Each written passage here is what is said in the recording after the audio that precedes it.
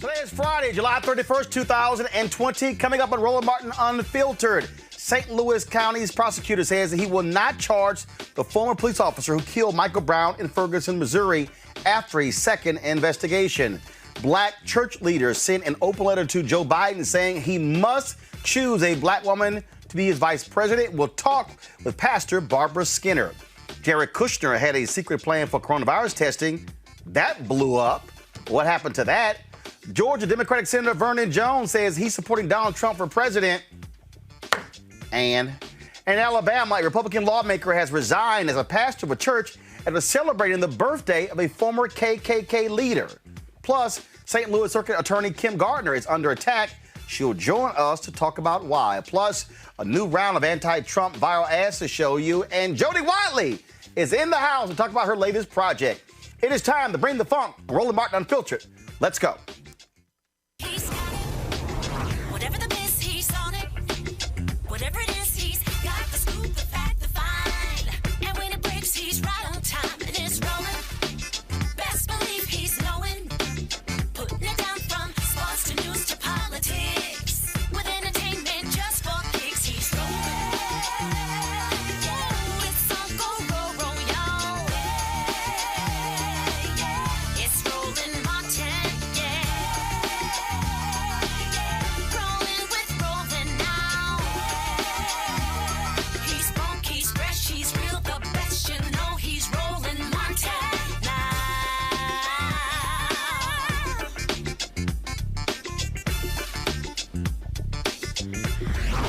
Martin. All right, folks, St. Louis County Prosecutor Wesley Bell announced that he will not charge former police officer Darren Wilson for the murder of Michael Brown. Wilson, a white officer, shot and killed Michael Brown on August 9, 2014.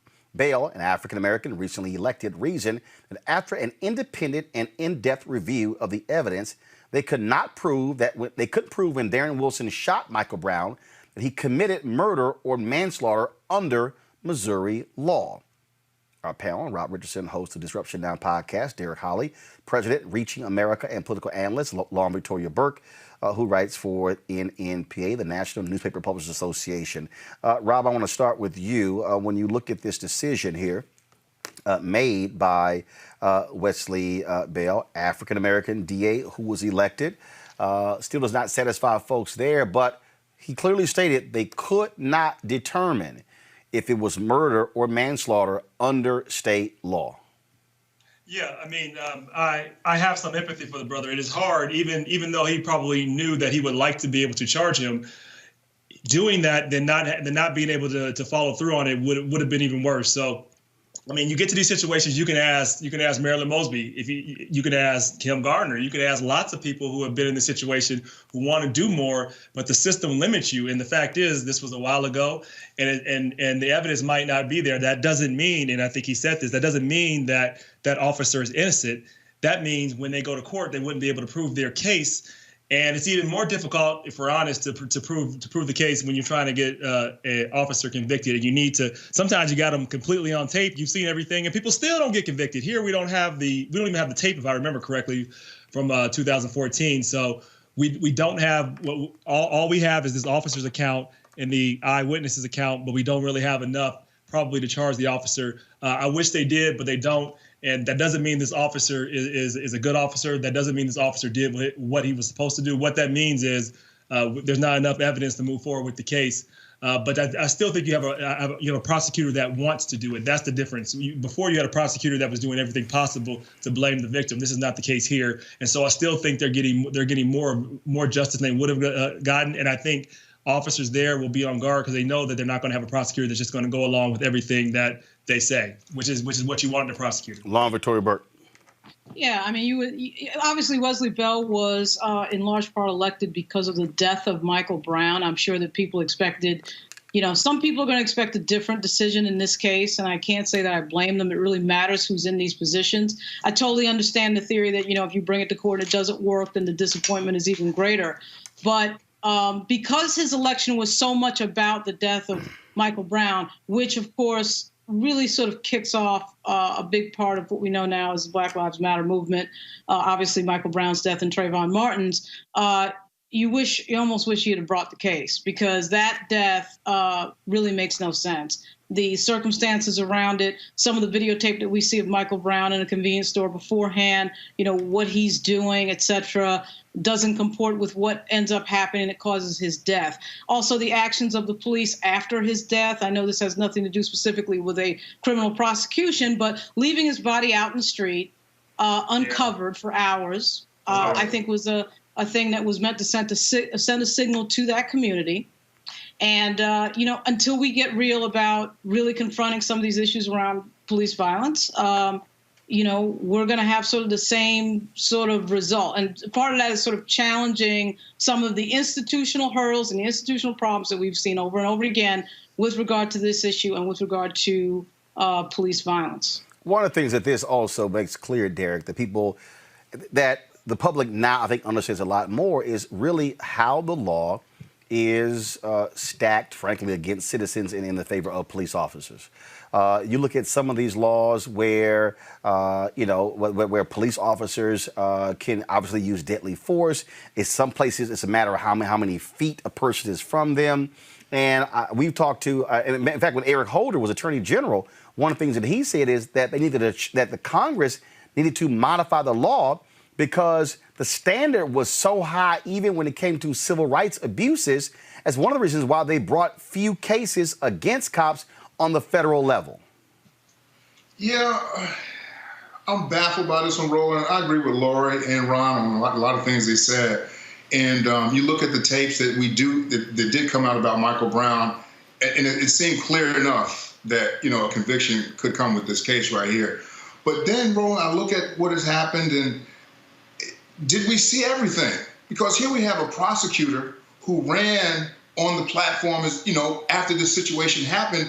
And there was even one parent, I think it was this parent or an uncle, who stormed out of the courtroom, was like, this will be your last term in office. I mean, people are furious about this. So I'm wondering if there could be something else that we haven't seen, because to have an independent counsel come in and do an investigation, that was 3 different investigations go down, and they couldn't determine that this cop there was any wrongdoing. Well, first you got to remember, we didn't have a tape. We did not have a tape. That's what I'm trying to say. That was first. Wilson was not wearing a body camera. So we actually don't have a recording of the shooting. The video that was released actually was video from a convenience store where the convenience store person said Michael Brown grabbed some cigarettes, and the person said, "Oh, he was stealing that." That's what we have. And so I think one of the things that the Michael Brown case, obviously the other cases that took place, Eric Garner and so many others, that was one of the reasons why you had such a push for body cameras, so the public, prosecutors, and others can be able to actually see what happened and hear the conversations. And so that's one of the issues here. And so bottom line is, if you can only, and you got to remember, one of the other issues I think a lot of people are also learning, and when we had the police chief from Durham on, who leads Noble, one of the other problems when it comes to cops is they literally have laws and procedures set up to where they don't have to give an investigative account until later. In fact, some of them can actually review the witness statements from witnesses before they even give their comment. In Georgia, until they changed the law, a police officer who was being investigated by a grand jury actually got to sit in the grand jury proceedings to hear what witnesses said against him or her before they testified. Now, grand jury proceedings are supposed to be secret. So that's my point. One of the things that we have learned over the last several years after these spate of cases has been how the laws have been so positioned in favor of cops that you barely have any shot at being able to have justice when it's set up to have an officer get off every time. Exactly. I'll just say one really quick thing on that to make a good point. Hold on one second. Hold on. Rob and Derek. Okay. Yeah, I mean, because the points that are brought up, that it would have been nice to have justice on this, and I know a lot of people expected that to happen. Here's the thing, though. This is one person one prosecutor, which has a lot of power. But if you can talk to that city council, they need to reform those contracts. They need to look at qualified immunity. They need to make sure that the police don't have so much power that this prosecutor can actually do his job. And this was done years before. We're talking about 2014 when the evidence was already set up. And so he could have brought that case and it would have been worse off. I think actually the family would have just gone through more trauma. He would not have been able to prove his case. And it's unfortunate, but the result shouldn't be not to give up. It should be those that, okay, can we make sure we elect more city council people to hold these people accountable? It's a system-wide effort. It's not going to be one person. It's not going to be one time. It's a continuous long-term fight, and that's how people have to look at this. Derek, go ahead.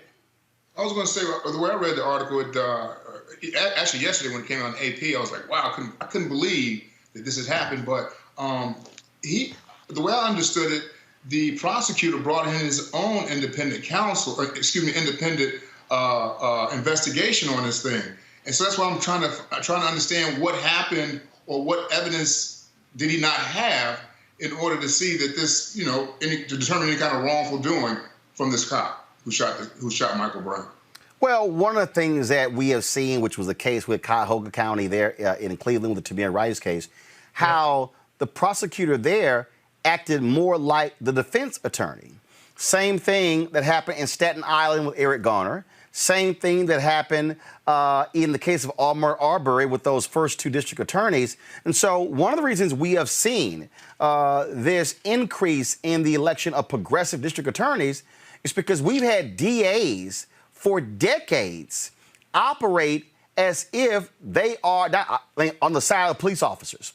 That pretty much you basically were fighting the cop and the DA, as opposed to the district attorney saying, my job is to look at the evidence, not say I believe you over you. I need to assess what's in front of me, make my decision. And guess what? That DA in Cuyahoga County in Cleveland lost in his Democratic primary. That DA in St. Louis lost to Wesley Bell. We've seen other DAs, we're seeing losing these races because they have sided more with cops as opposed to really looking at it with the people. And Lauren, that's what people simply want is they want to be able to trust that the district attorney, a lawyer, is going to make the right decision as opposed to, oh no, a cop? Hey, buddy, we're on your side. Yeah, and I think the fact that, let's be real, I mean, this is a historic moment in racial justice. Michael Brown's death is a historic moment. Now, I'm not saying you should bring a prosecution because it's a historic moment, but yeah, you can bet that family members were storming out of the courtroom because Bob McCullough leaving office and Wesley Bell getting into that office was a huge, huge change, and people expect that to mean something. And to me, if he's going to make the same decisions as Bob McCullough, what was the point of this? Is where people start getting into this thing of, and I'm not saying I agree with it, of why are we voting? Because I'm not saying that it would have been easy. We know it would not have been easy. It's traditionally never been easy to prosecute a law enforcement officer. Everybody knows that the bar is extremely high, and the rules are set up for them to effectively get away with murder and not be prosecuted for it. But this case was not only a historic case, but it made no sense from any narrative, from any standpoint, that an 18-year-old being stopped in the street for jaywalking with absolutely zero criminal record, zero suspensions from school, ends up getting shot. What was it? 6 or 7 times in the middle of the street in broad daylight. I mean, so I think that people who are, storming out of the courtroom, I'm agreeing with them about storming out of the courtroom. First of all, you got to remember, there was no trial. Remember, there was no trial here. Remember, the district attorney had that big announcement at nighttime announcing he was not filing charges. So there was never a trial in the case of Mike Brown. Right. Right. Yeah. So people were angry. That's what they were angry about. They continue. But again, remember, it was 6 years ago. That was 6 years ago next month. But what that case did, it added to people really beginning to understand all of these different laws, because we saw Eric Garner in New York We saw John Crawford III there in Ohio. We saw Michael Brown. And then every time we saw one of these cases, it was another example, another example. And Derek, that's why all of these cases is what has led us to this point of people saying defund the police. By folks saying you can't just continue to let police run rampant. And so it was body cameras, it was dash cams, it was civilian review boards.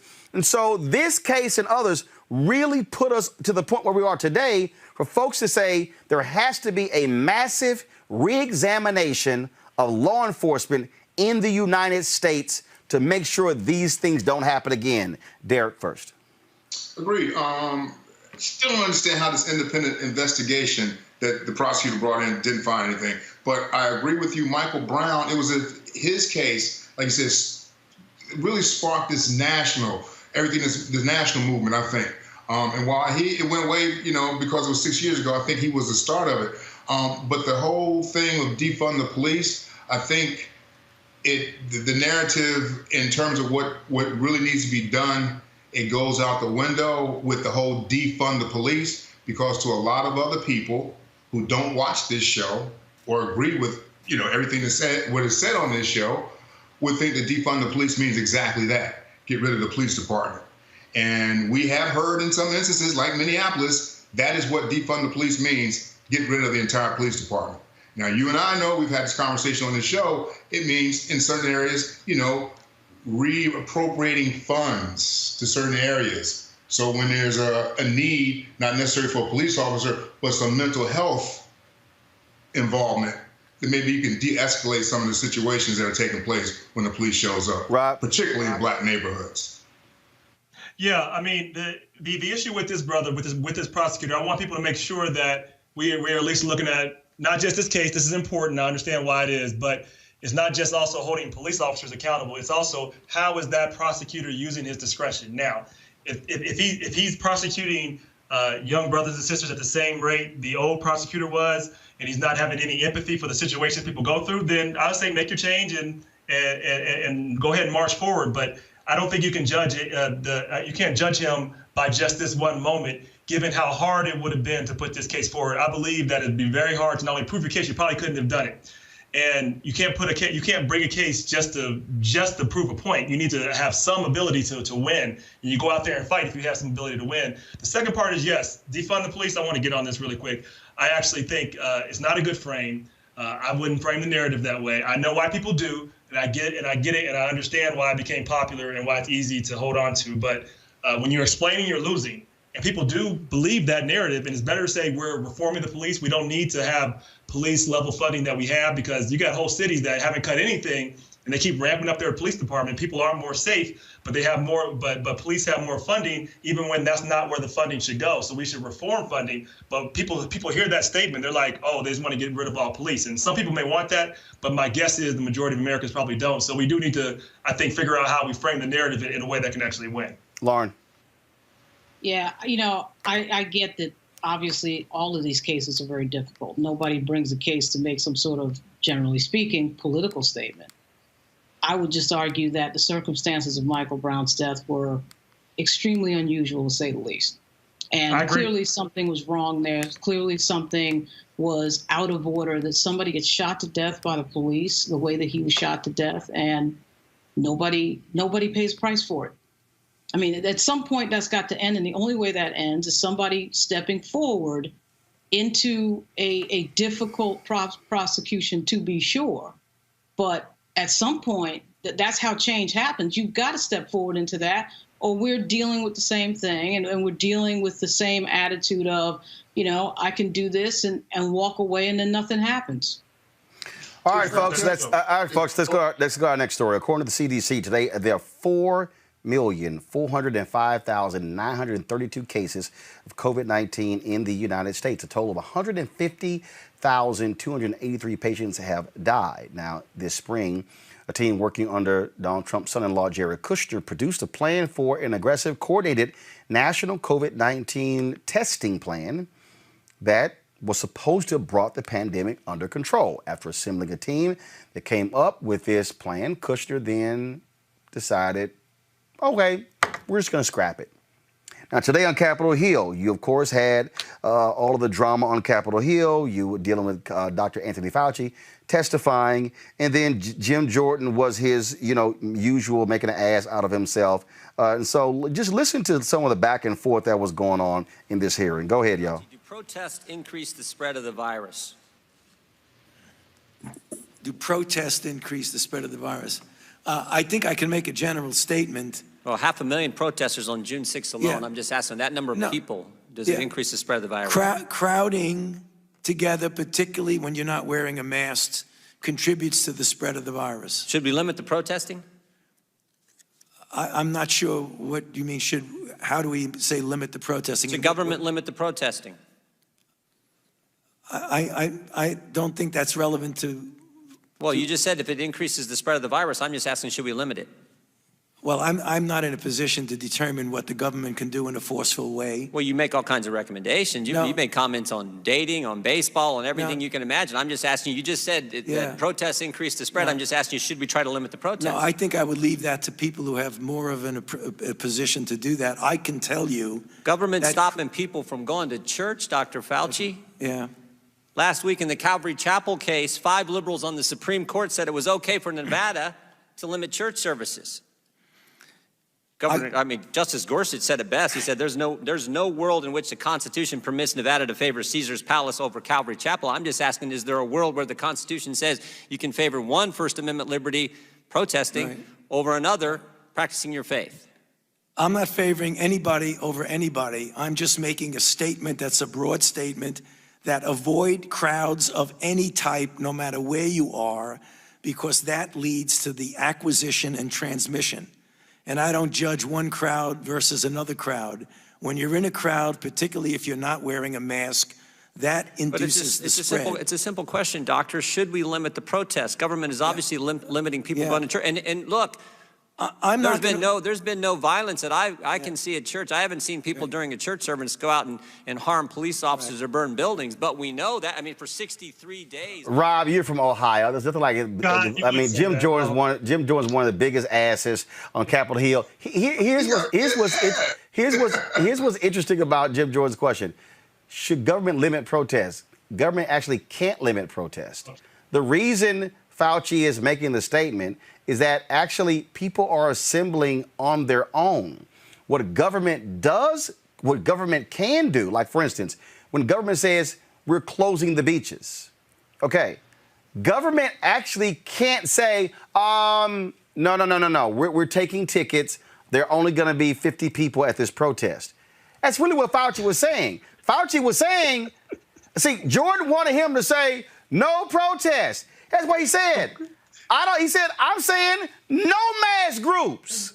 No, he made it clear. And Jim Jordan is he's an asshole. He's a lot of things, but he shouldn't be in office. And you would point out to me, he is from Ohio. I don't claim him though. And some people do. He got elected somehow. I don't know. But he is trying to set up this false narrative. He's trying to get his base say they're trying to take away your right to go to church while they go out there and protest for crazy things like making sure black people's lives matter and don't get killed. And they're trying to rile up their base and set up like the government is trying to stop you from exercising your right, but letting those people exercise their right. We know what they're doing.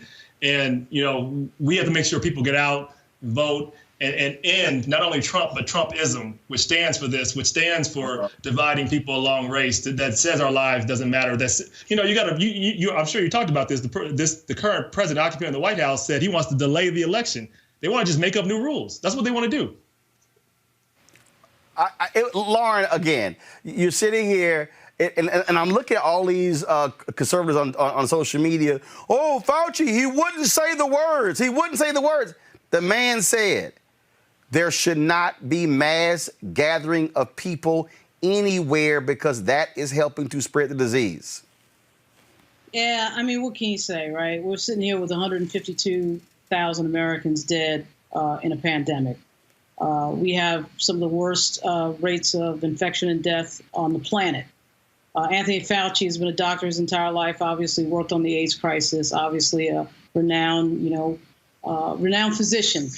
And unfortunately, as part of his job, he has to sit and listen to stupid, inane questions by idiots that get elected to Congress from people who are dumb enough to vote for them. And it's embarrassing. It's embarrassing to watch. It's particularly embarrassing and dangerous when we have, over 1 million people infected and over 152,000 dead and counting. And we don't know when that count ends. And so it's shameful, really. I mean, it doesn't get any worse than Jim Jordan and his idiot friends. It's just stupid. The fact that, you want to reroute the narrative, you want to make a YouTube tape for yourself, for your constituents to look at, or for you to put on your website, and that has become the reason that you sit in Congress. That has become the reason that you are questioning a physician that's trying to save lives in this country and waste everybody's time, waste that physician's time, waste precious time off the clock as people are dying. It doesn't get any more embarrassing. It doesn't get any more stupid. I do think we're probably going to see some sort of a wave election on November 3rd, because at some point, people have had enough. And when you have 40 million people who file for unemployment and this many people dead, maybe perhaps this is the moment. One could only hope so, because I don't know what else can happen to convince some of these people to stop voting for these idiots to come into Congress and sit and ask dumbass questions. So hold on. So Derek, I'm about to show another idiot. This is really funny. So this guy, Blaine. Why are these people idiots and Democrats not? No, because I'm about to wait, because I'm about to explain to you. So here's a guy, Representative Blaine Luetkemeyer, whatever it is. He's a farmer. He later owned a bank and worked as an insurance agent. And so Fauci, who's a doctor, they're talking about hydrochloroquine. Listen to this exchange. Things you made a comment a while ago with regards to hydroxychloroquine, and I have an article here that quotes the Henry Ford Health System, who did an extensive study on hydroxychloroquine, and they say that it significantly reduces the death rate of COVID patients. The study was highly analyzed by peer-reviewed, unlike many other studies, and quoting the executive officer said, as doctors and scientists, we look at the data for insight, and the data here is clear. There was a benefit to using the drug as a treatment for sick and hospitalized patients. And in talking with a lot of older doctors who have been around a while, and I trust their judgment and their use of hydroxychloroquine, they say that the initial studies didn't really use zinc with it, and they say that zinc is an enabler to be able to help hydroxychloroquine actually do its job of going after and reducing deaths in patients. Had a long conversation with a doctor earlier in the week, and he said, yes, as long as zinc is there, it really definitely does work. Without it, it's minimally effective. Would you like to comment on that? Thank you for that opportunity to comment. The Henry Ford Hospital study that was published was a non-controlled retrospective cohort study that was confounded by a number of issues, including the fact that many of the people who were receiving hydroxychloroquine were also receiving corticosteroids, which we know from another study gives a clear benefit in reducing deaths with advanced disease. So that study is a flawed study, and I think anyone who examines it carefully is that it is not a randomized placebo-controlled trial. It's peer-reviewed. It doesn't matter. You can peer review something that's a bad study, but the fact is it is not a randomized placebo-controlled trial. The point that I think is important, because we all want to keep an open mind, any and all of the randomized placebo-controlled trials, which is the gold standard of determining if something is effective, none of them had shown any efficacy for hydroxychloroquine. Derek, he's like, but it's peer-reviewed. Well, first of all, I'm baffled and don't understand at what point, when in history, have peer reviews not been taken seriously? Because the point. No, hold on. You said when? The point that Fauci was stating is. The second thing I want to ask is. Hold on. You asked the first one. Let's answer it. Hold on. You asked the first one. Hold on. Wait. You asked the first one. Can we answer the first one before you go to the second one? No, I'm not finished. No, wait. Hold on. No. You said. And I said second. Let me finish. Hold up. We're going to answer the first one, and then you can ask the second one. So to answer, that's how I want to do it. well, that's how I want to do it. Derek, that's how we're gonna do it. We're gonna answer one question. Derek. It's like when I have two questions. I ask the first one, get an answer to it, then I ask the second one. Well, right? No, but that's actually how hosts do it. So here's the deal. So no. So you asked, no. Of course we're gonna do it my way. So you asked, how is it a peer review? So here's it. No. I'm gonna bring all three of you in. You asked peer review. No, you asked me a question, I was gonna answer the question. Derek, Fauci answered it. He said just because it's. Didn't. Hold on. This is the deal. This is just real simple. I'm gonna play again Fauci's answer. I want you to listen. No, I want you to listen to his. Hold up. You asked, when do we not pay attention to peer review? Fauci answered it. Folks, press play. Press play, folks. That's Fauci. Press play. For that opportunity to comment. The Henry Ford Hospital study that was published was a non-controlled retrospective cohort study that was confounded by a number of issues, including the fact that many of the people who were receiving hydroxychloroquine were also receiving corticosteroids, which we know from another study gives a clear benefit in reducing deaths with advanced disease. So that study is a flawed study, and I think anyone who examines it carefully is that it is not a randomized placebo-controlled trial. It says it's peer-reviewed. It doesn't matter. You can peer review something that's a bad study, but the fact is it is not a randomized placebo-controlled. Okay, so Derek, he just said you can. If you let me finish. He can say you can peer review a bad study. That answers your question. Next thing I was going to say, if I can ever finish on your show. Go ahead. Everybody on this panel has, didn't agree with their doctor, and we got a second opinion. Why the hell does Dr. Fauci got to be the end-all to be-all? We can get a second opinion because there are other doctors who disagree with Dr. Fauci. And they have PhDs just like him, and they're not wrong for disagreeing with Dr. Fauci. I got a question for you. I'm not wrong for disagreeing with what y'all have to say. Actually, if we're stating facts and you're not stating facts, then you could be wrong. But Rob, here's the deal. Rob, here's the deal.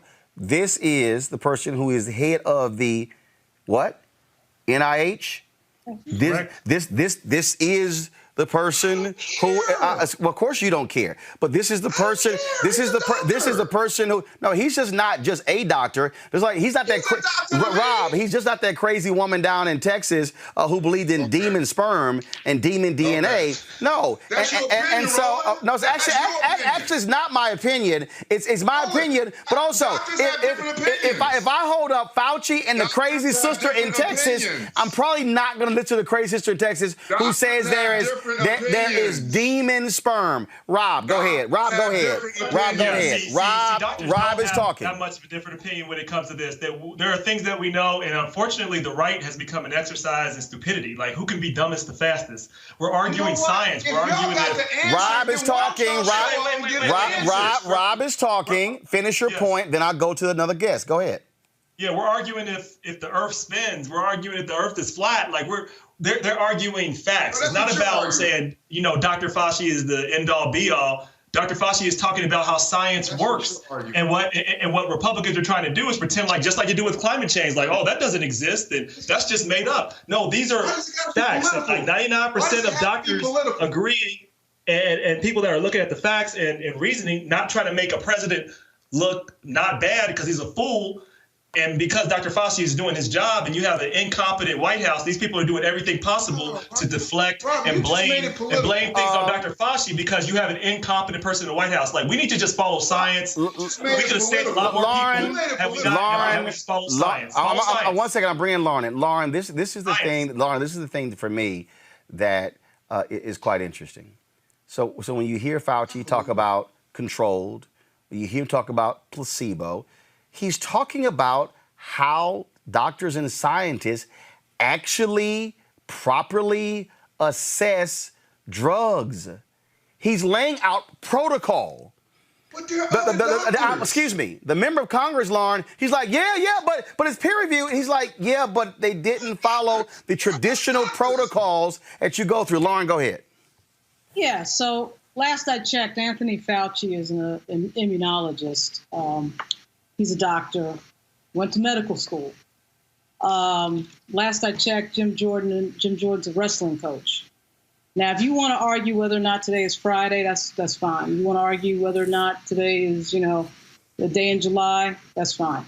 But if we stick to facts, I think I'm going to trust a doctor that has like a medical degree before any of these members of Congress, to the exclusion of some of the doctors in Congress who are very smart. But, we've watched Rand Paul, who's a physician as well, ask some of the dumbest questions of Anthony Fauci in committee. I mean, at some point, you have to get serious when, like I said, 150,000 people are dead. This is not a situation, this is an unprecedented situation with people dying by the tens of thousands. And we've got members of Congress that want to play games in a hearing with the top physician on this issue so that they can make a little video for themselves to turn on their base for the election. Like I said, it's shameful, it's embarrassing, and I think that the Republican Party is going to pay a huge price this November. And that's why you see things like the Lincoln Project, because half the party has figured out we can't continue to be this stupid in public.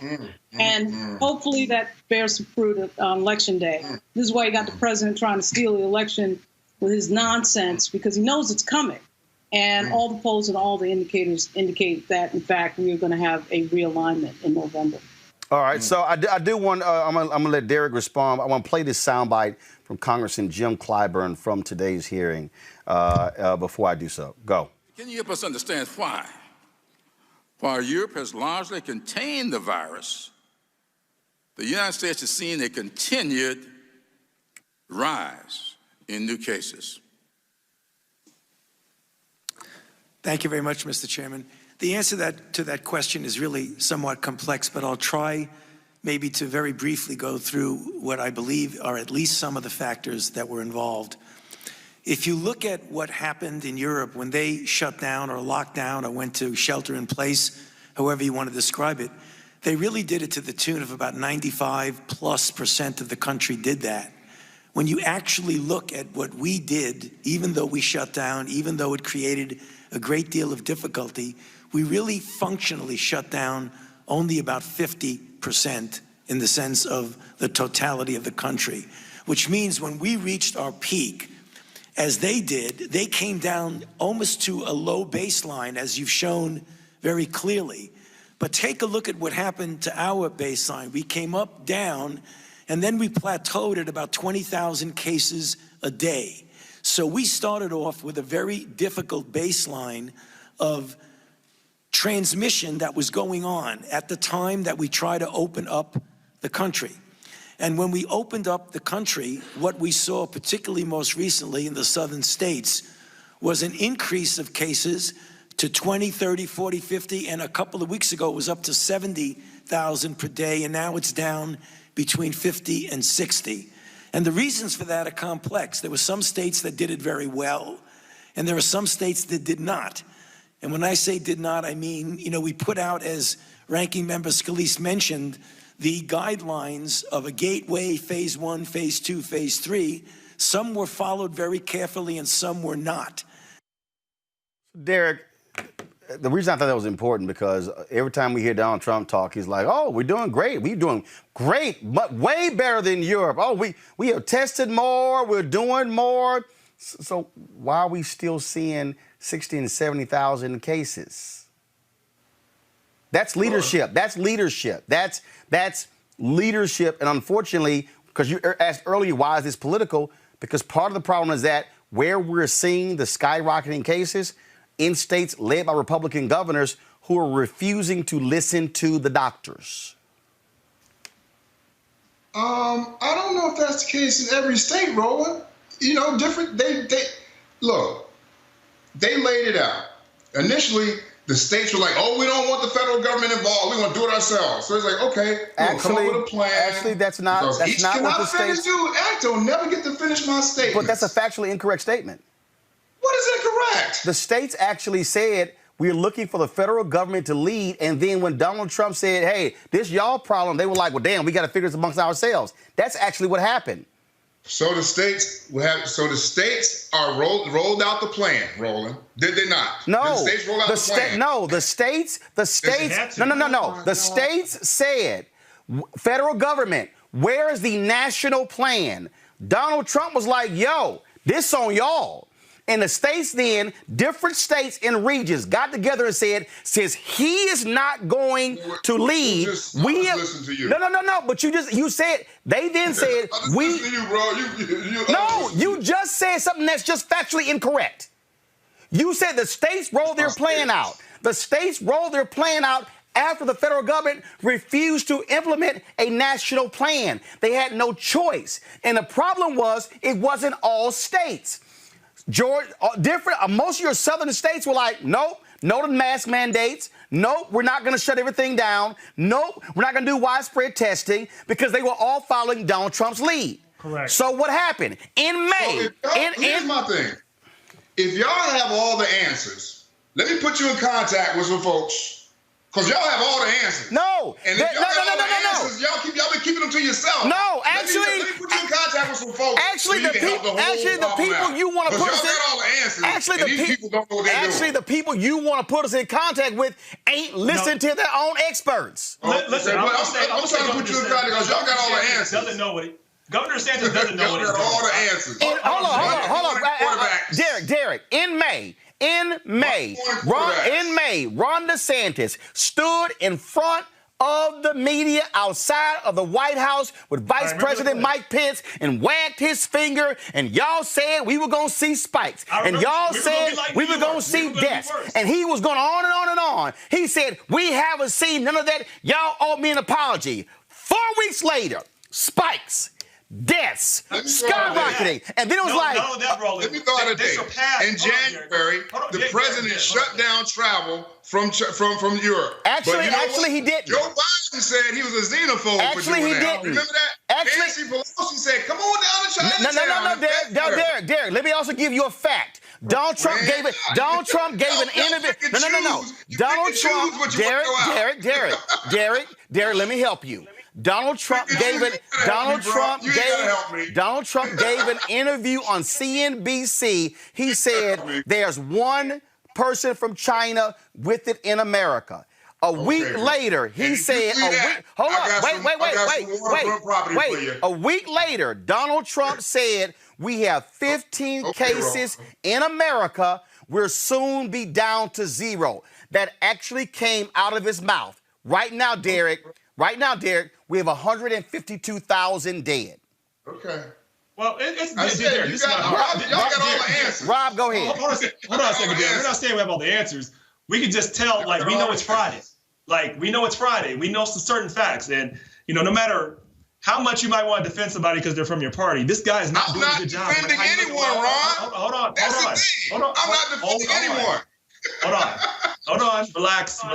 All I'm saying is Trump. Wait a minute.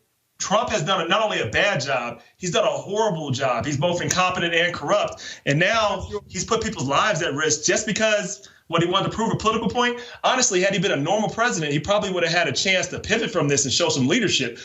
A normal president would have taken the reins, would have said, this is our national response. He refused to do that. And then you had governors like Governor DeSantis, which he said we're going to be you guys were saying that we were going to have all these deaths, just like Roland said. They have surpassed New York, surpassed them. We have full leaders. We have the guy, the governor of Georgia, who is trying to get rid of mask mandates just to look good for Trump. That's stupid. That's not. And so I want to say this: we do have a Republican governor here in Ohio who has rejected what Trump has done. He's not been perfect, but he's tried to actually go for the evidence. Here in Ohio, he's done that. Same as a Republican governor in Maryland, Larry Hogan, yes. Because you have. So it's not Republican. It's common sense. Right. That's it. Right. In fact, the governor of Alabama, Kay Ivey, she said, no, we're going to have a mask mandate. We're going to close businesses down. Y'all validated my point. Why is it got to be political? That's all I was saying. Because you got Republican governor here. Because most That's all I've been saying, bro. Because why is it got to be political every time it's somebody else's mouth? Because most of the stupid people who are making decisions are Republicans. That's an opinion. and they That put ain't us fact. in this position. Let me say this, because hey, Derek. Rob, 20 seconds, next story, go. I'll be very quick. Like, wearing a mask became political because Trump said, I'm not going to go out and wear a mask. And then suddenly he wears a mask and now it's saving people's lives. Like, he should have done that from the beginning. It shouldn't be political. This is stupid. Period. Simple as that. All right, folks. Our next story. Black clergy leaders from across the country have signed an open letter to Vice President Joe Biden insisting that he choose one of the black women political leaders for vice president. They believe that having a black woman on the ticket offers the best scenario for Democrats to be victorious in the 2020 presidential election. Joining us right now is one of the signees, Reverend Dr. Barbara Williams Skinner, co-chair of the National Black Clergy Network. We obviously are getting to the point, Dr. Skinner, where Biden has to make a decision. We've seen these stories now where you got folks who are crapping on Senator Kamala Harris. Now they're saying, oh, they're down to compare her to Congresswoman Karen Bass. You got Ambassador Susan Rice. You got all this sort of stuff along those lines. Y'all aren't picking a winner among the black women. Y'all are saying you just better pick a black woman, correct? We're saying at the time that we're in, Roland, with voter suppression on steroids, with what is at stake being so high, with democracy literally at stake, that we don't have time and we have no do-overs. We need the best organized, energized, engaged black community, white community, young people's community possible. We don't have that. We need vitality in this race. We need everybody who can vote out voting. They're trying to suppress the vote, stop the mail, slow down the mail, discourage people. We saw the impact of that in 2017. You know, in 2012, the black vote turnout was higher than the white vote turnout ever in history. It went down in 2016 with voter suppression. We're saying voter suppression is even more incredibly in your face. It's at the George Wallace level right now. So we need the best candidate who can help this party win, and that is a black woman. But you got these white progressives who say no, they want Senator Elizabeth Warren. We're saying we're giving you the benefit. The issue is this. Do you want to win? You want the base that's been the most faithful over the years? Not just black people, but black women have been that base that you could count on. You want that base out and energized. That's the point. You want to win, or do you want to win? The issue is that we don't have a do-over. Our community is going to be hurt harder than others, poor white, Asians, Native Americans, Latinos, than any other. We don't have the opportunity to get this right. We're almost at the point now where we're losing voting rights. We have fair housing kicked to the gutter by this administration. What will happen in another 4 years to our democracy? We're saying we have an opportunity now. People have not been in the street for the same thing. They want change. We're talking about what would look like change in America right now, and that is a black woman on the ticket helping this candidate to win. One of the things that, and again, so you look at the folks who is on his short list, Senator Kamala Harris, Congresswoman Karen Bass, Congresswoman Val Demings, Atlanta Mayor Keisha Lance Bottoms, and former National Security Advisor and UN Ambassador Susan Rice. There are others who's considering as well. That decision is going to come down real soon. Look, I agree with you. I've been saying for the longest, Biden has no choice but to pick a black woman, because the reality is black voters were the ones who saved his behind when we came to South Carolina. And then if he does not, what he does, he guarantees the critics to say, see, there you go. Black folks being political sharecroppers, saving your butt, but then not having a return on their investment. We have more than the top of the ticket, Roland. We've got the Senate, the House. We've got down ballot, sheriff's races, all of the other races that impact our policing, our schools, our housing, our wealth gap, our criminal justice system. I'm saying in my lifetime, I don't know when the stakes have been higher, and your lifetime. And we have an opportunity now. We're either going to take it and go forward, or we're going to go back and we're going to regret it. We have an opportunity to win with the best. We have an opportunity to show the world that Black lives matter, that in fact we have the best candidates among all of those Black women. We think the president to be is going to really have a partner who can make a difference in the White House, and we're offering for that. All right. Pastor Barbara Skinner, we certainly appreciate it. Thanks a lot. Thank you very much. Lauren, I want to go to you. Does he have no choice? Will he pick a black woman? Yeah, I think he does have no choice. When he sort of boxed himself in on the idea of I'm going to pick a female running mate, that sort of boxed him in right there. I think, frankly, the activist community has done a really good job of pushing the idea of an African-American female. And I've always thought that it was going to be Kamala Harris, but, I can see that the Susan Rice thing is building, and he knows her from the administration. So you think the pick is going to be Susan Rice? No, I actually think I think it's going to be Kamala Harris. Actually. Okay, Rob. But Susan Rice is sort of snuck in there. Personally, I think she's boring, but that's just me. I also think that when you're 77 years old, you do have to be very careful not to get into Sarah Palin territory. It is not to suggest that Senator Harris is in that territory. I think she's qualified certainly to be Vice President of the United States. I'm just saying that, there are some people on the list that I think that it could be a question mark as to whether or not they would be prepared to take over the presidency. Got it. Got it. Yeah. Rob. Yeah, I remember we had this conversation months ago, pre-George Floyd, pre-protest, and my statement then was, I don't think he's going to do it. Now my statement is that I think he was already under pressure. He has to do it in this moment.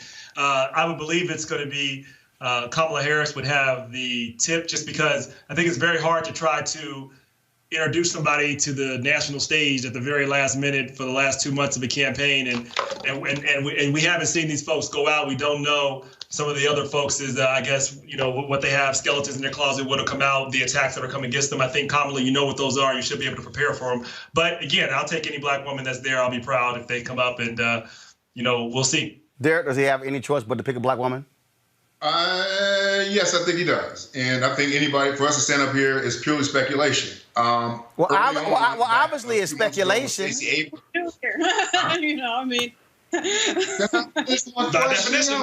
That's the definition of speculation. Anyway, Shorty. That's like saying the sky is blue. It's blue. Go ahead, Derek. As I was saying, you damn Omegas. Go ahead. A few months ago, when Stacey Abrams was getting a lot of the nod for the VP, I said to some people, well, Stacey Abrams, you know what? She can't raise enough money. And I got a bunch of pushback and a lot from people when I said that. And I think that's a huge factor. Who can raise the most money to go after and compete with Donald Trump? And so when you start looking at that, I think Kamala Harris could. But on the flip of it, I think Elizabeth Warren would be the best one suited to do that. That's my take on it. Okay. All right. Here's the deal, folks. Joe Biden's going to pick a black woman. He's had no choice but to pick an African-American woman. He absolutely has to have significant black turnout. And if he does not pick an African-American woman to be his VP nominee, what he does is guarantee this whole narrative that he is dissing black folks when they're the ones who saved his political hide after he lost Iowa, after he lost New Hampshire, after he lost Nevada. And so that's what it is. I think the pick is going to be Senator Kamala Harris. My dark horse is Congresswoman Val Demings. That's what I think. All right, y'all. All right, we got a new batch of online viral ads. Roll it. A failed president. The worst economy in U.S. history. More Americans have died in this 4-month period than ever before. Donald Trump's response? Stop the election. He can't win. We voted during the wars. We voted in the Great Depression.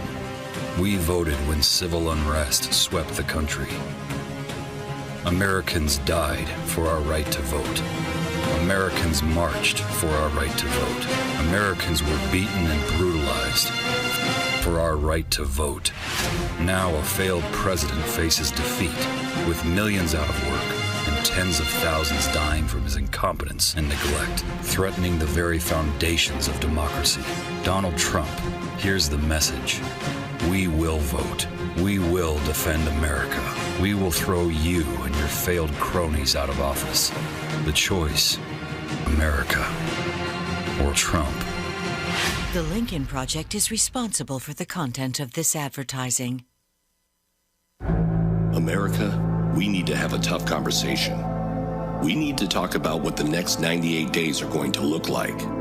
Trump can't run on the economy because he's destroyed it. And he cannot run on his response to the coronavirus because it is a disaster with 150,000 dead. So Donald Trump is going to play 3 cards in his final days before the election. Card number 1, he's going to start a civil war. He's going to sell hate. Black lives don't matter at all to me. White lives matter. He knows he doesn't have the black or Latino vote. Look at my African American over here. They're rapists. So his plan is to scare the hell out of white people. You can't do the mail-in ballots because you're going to have tremendous fraud. His entire campaign will boil down to if you don't elect Trump, black and Latino people will fall from the sky and take over the country. She got the gun on me. Get away. She got the gun on me. With the full support of Bill Barr, Trump is sending officers into major cities to incite riots. Violent rioters and anarchists. He creates the images, then uses them to fundraise and scare white voters. There is no one here to answer your emergency call. Card number 2. He's going to promise a vaccine that is not remotely ready. Trump lies about everything, and he's betting that he can sell you on the promise of a vaccine before the election. As soon as a vaccine is approved, which could be very, very soon. It would take then about a year to a year and a half to be fully confident that we would have a vaccine that would be able to protect the American people. And even then, it's complicated. Because the best case scenario is likely a 2-dose vaccine given 30 days apart to 350 million Americans. That's 700 million doses. Think about how badly testing went wrong. Do you think the vaccine is going to go much better? Card number 3. He's going to try an October surprise on Joe Biden. It will be big, loud, and another lie. And if history is any indicator, it will be widely covered by the media without any vetting. Trump can't run on his record, so he's going to run on fear and false promises. Right, and then I see the disinfectant. And is there a way we can do something like that? By injection? He'll promise anything to get reelected. All right, folks, that Don Winslow ad, Lauren, when he says he wants to scare white voters, that's the plan. It's real clear. It's very clear. You know, the sad part, of course, is that I suspect there's not anywhere near as many white voters out there as as stupid as Donald Trump. Like this idea that, you know, Donald Trump thinks that everybody is stupid like he is I think completely faulty. And that's why you're seeing in a lot of these battleground states, particularly with white women specifically, the polls are showing that they are hugely against Donald Trump. So this strategy is going to be a big loser. You know, this idea that it's, you know, 1920 or 1940, I mean, that's the world that Donald Trump unfortunately lives in. It's really sad. We already know he's probably the most dangerous president that we've had, you know, in American history, unfortunately. I do think we're going to get to a conversation here with regard to whether or not the military district of Washington or somebody is going to have to take him out at noon on Jan 20, 2021, because he'll play with this idea of not leaving or play with this idea that the election is not legit. And for no other reason that he just, you know, wants to be in control of things. He at some level, even somebody who's so deeply stupid and narcissistic as Donald Trump at some point has to realize he has no idea what he's doing. You know, he's a glorified fake-ass real estate agent that lucked into the presidency, you know, had 2.8 million votes fewer than Hillary Clinton. He has no idea what he's doing. I suspect there's people in the White House, you know, that are close to him. I mean, family members that understand that they have no idea what they're doing, probably secretly thinking and secretly hoping that they lose this thing and go back to New York, because it is extremely, extremely dangerous situation that we have in front of us right now. Derek, I think absolutely this whole idea of, again, trying to scare the hell out of white people. But here's the deal, though. He's scaring the hell out of white people. We talk about coronavirus. I want to show you this. The folks at COVID-19 tracking. This is what they just dropped 38 minutes ago. Go to my iPad. Our daily update is published. States reported 889,000 tests today, the second highest total ever, along with 68,000 cases. States reported 1,308 deaths today as the 7-day average continues to rise. And you see those numbers there. Look, bottom line is here. He would love to run the economy, but coronavirus and how it's going, not good news for Donald Trump. His only tactic is to scare these white folks to vote. Again, y'all offer a lot of opinion on this show. That's the point. I think, oh my God. That's the point. Your opinion. Y'all offer a lot of opinion on this show. And unfortunately, everybody don't agree with y'all's opinion. And when people don't agree with your opinion, it don't make them stupid. It don't make them wrong. They just don't agree with you. Some folks are stupid and wrong. Oh, man, come on now, dude. So if I don't agree with everything that you say, I'm stupid and wrong. No. Some people are stupid and wrong. Yeah, Donald Trump is stupid and wrong. So the hundreds of millions of Americans that agree with him are all stupid and wrong. Well, actually, hold on. You just said the hundreds of millions of Americans that agree with him. First of all, wait. No, hold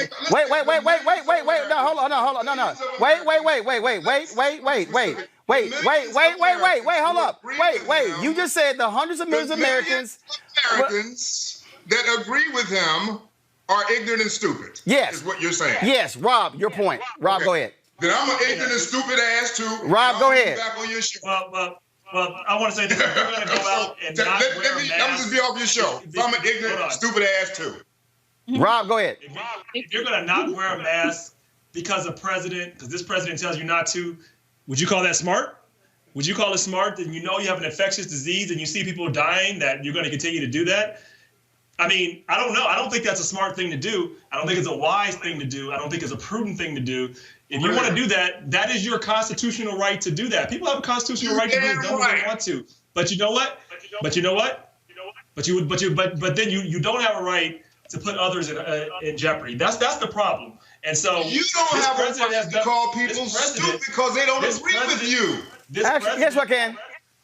Yeah, no, I'm saying it's stupid not to wear a mask when you're putting yourself at risk. Why would you want to do that to yourself and your family? It's selfish. It's that too. You want to say all those things? Those are selfish, stupid things to do. Well, people and agree it's with not going to help us. Yeah, people just don't agree with you. Stupid because they don't agree. I'm saying that Donald Trump is stupid because they don't agree with you. They're stupid. I'm not saying that they're not. One second. No, wait. Right, no, wait. Here's the deal. I'm going back to what the top. If I'm stupid, don't have me back on here. Well, no, because here's the deal. It's important for people to see and hear stupid. But here's the deal.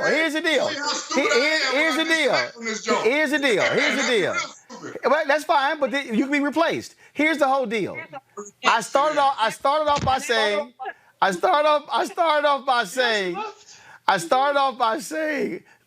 like seriously, Derek, now you really acting like an Omega. Here's the whole deal. I started off by saying, is Donald Trump going to scare white people? That was the whole point of it. And yes, Donald Trump is trying to scare white people. That's what he's trying to do. It's abundantly clear. It's real clear. Rob, Lauren, make your final point. We'll see if Derek wants to come back, but he signed off. But go ahead. Well, baby. Yeah, but that's what the right is trying to do. They're trying to get people outraged that they're calling you stupid. They're trying to take away your country. They're taking away your First Amendment rights to go to the church. No, we're not. We're trying to make sure you live. And we're trying to get you to listen to facts. And I don't want anybody to die anymore when they don't have to. That is stupid to go out to a political rally just because he tells you to, when he's going to go out and wear a mask, but he's going to put you at risk. That's not smart. That's not wise. It's reckless. Why do this? Like, this is not smart. And we can do better things as Americans. Let's actually argue over tax policy and things like that. Let's go back to arguing over that, not arguing over scientific facts. Stop it. This is crazy. Go ahead, Lauren. Look, people who want to sit on TV and cape for these idiots, give me a break. I mean, what do you, is Derek getting a little paycheck from these people? Like, what are you proving? Like, defending Donald Trump. Donald Trump is one of the stupidest presidents we've had in American history. And his inaction, his lack of having a plan, has contributed to the deaths of 150,000 Americans. Like, what more do you need to happen at this point? And if you want to be an idiot and get on and defend that, okay, it's a free country. The First Amendment is there for a reason. But you think if I am or anybody else is going to sit here and not call this out for what it is on a daily basis, you got to be out of your mind. And here's the deal. And so what? And here's the deal. And here's the deal. Very simple. Okay, my last comment on this topic. Here's the deal. They call us No. Here's the deal. Here's the deal. If I disagree with you, I'm going to disagree with you. I'm going to push back. Now, you could be all upset, mad, like, oh my goodness, why are you disagreeing with me? But I'm going to disagree with you. Get over it. It's going to happen. Now, here's the deal. If you don't want to come back, you ain't got to come on. But I was being very factual. I will replace you. The deal is real simple. I don't care. I've had other people who say, I'm not coming back. Okay, there will be a panel on Monday and on Tuesday and Wednesday and Thursday and Friday. Got to go to a break. When we come back, we're going to talk with St. Louis attorney Kim Gardner. She's been under constant duress because folks do not want to see a black woman as a top attorney in St. Louis. She's next on Roland Martin Unfiltered. You want to support Roland Martin Unfiltered? Be sure to join our Bring the Funk fan club. Every dollar that you give to us supports our daily digital show. There's only one daily digital show out here that keeps it black and keep it real as Roland Martin Unfiltered. Support the Roland Martin Unfiltered daily digital show by going to RolandMartinUnfiltered.com. Our goal is to get 20,000 of our fans contributing $50 each for the whole year. You can make this possible. RolandMartinUnfiltered.com. All right, St. Louis couple charged with illegally pointing guns at protesters outside of their home last month. They want to disqualify St. Louis Circuit Attorney Kim Gardner from their case, claiming she exploited the confrontation for political gain. This is only the latest attack against Gardner. Folks, they have been targeting her, trying to stop her from doing her job from the moment she got in. She joins us right now on Roland Martin Unfiltered. Kim, glad to have you back. How you doing, Roland? How you been doing? So now you're exploiting this for political gain, really? Simply not true. But that's the fear tactic of President Donald Trump and the Senator Josh Hawley of my state, as well as now Governor Parsons and Attorney General Schmidt. They're using their political pandering to distract from the COVID-19 pandemic that they have failed on every level of leadership to address. And we have increasing deaths in the state of Missouri. And the thing here is, again, and for folks who don't know, they have been, you have been constantly attacked for every move. Just give our viewers and listeners an understanding of the hell they have been putting you through since you became circuit attorney. Well, every chance I have enacted reform in the city of St. Louis and been successful in spite of all the vitriol that has been lodged against me on every level. You know, I was the prosecutor that held the former governor, Eric Greitens, accountable. And basically, this is the political attacks that continue to be lodged against me, because it's not about Kim Gardner. It's about silencing the will of the people.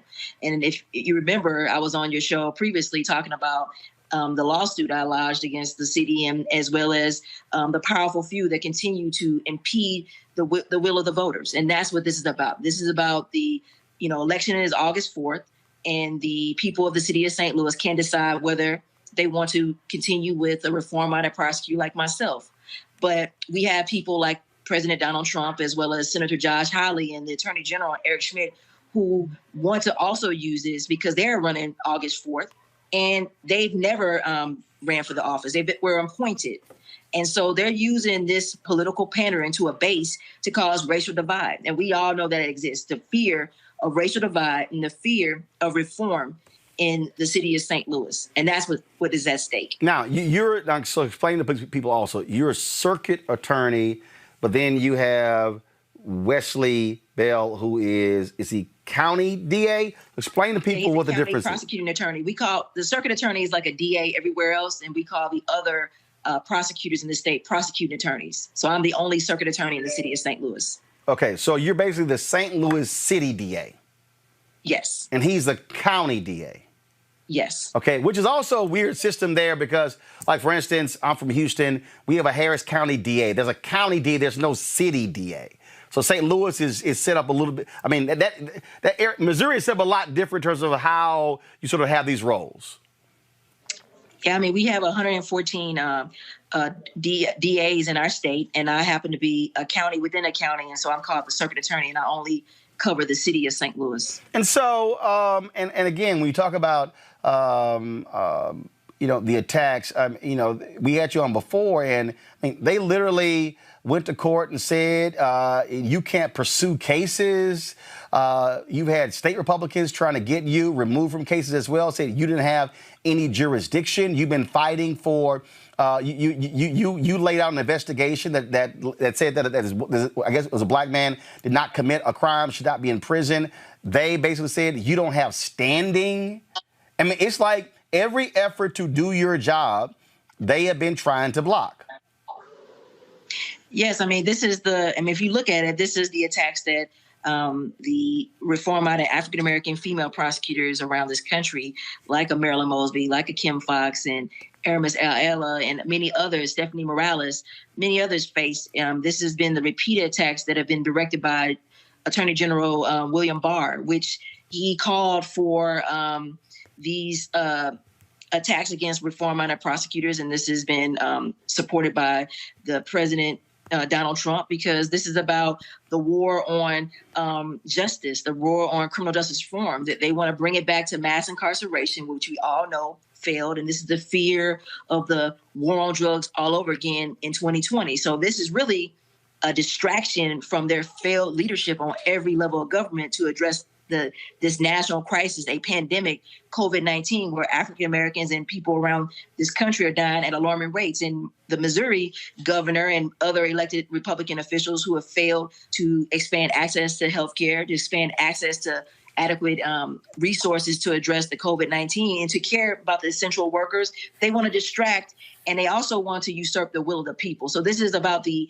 local elections that the Republican Party on every level have now decided to attack the local elected reform-minded prosecutors to usurp the will of their voters and to actually determine how we are elected by injecting themselves in our jurisdiction. And that's what this is about. This is about people criticizing the prosecutorial discretion that a prosecutor in my position has had since 1831.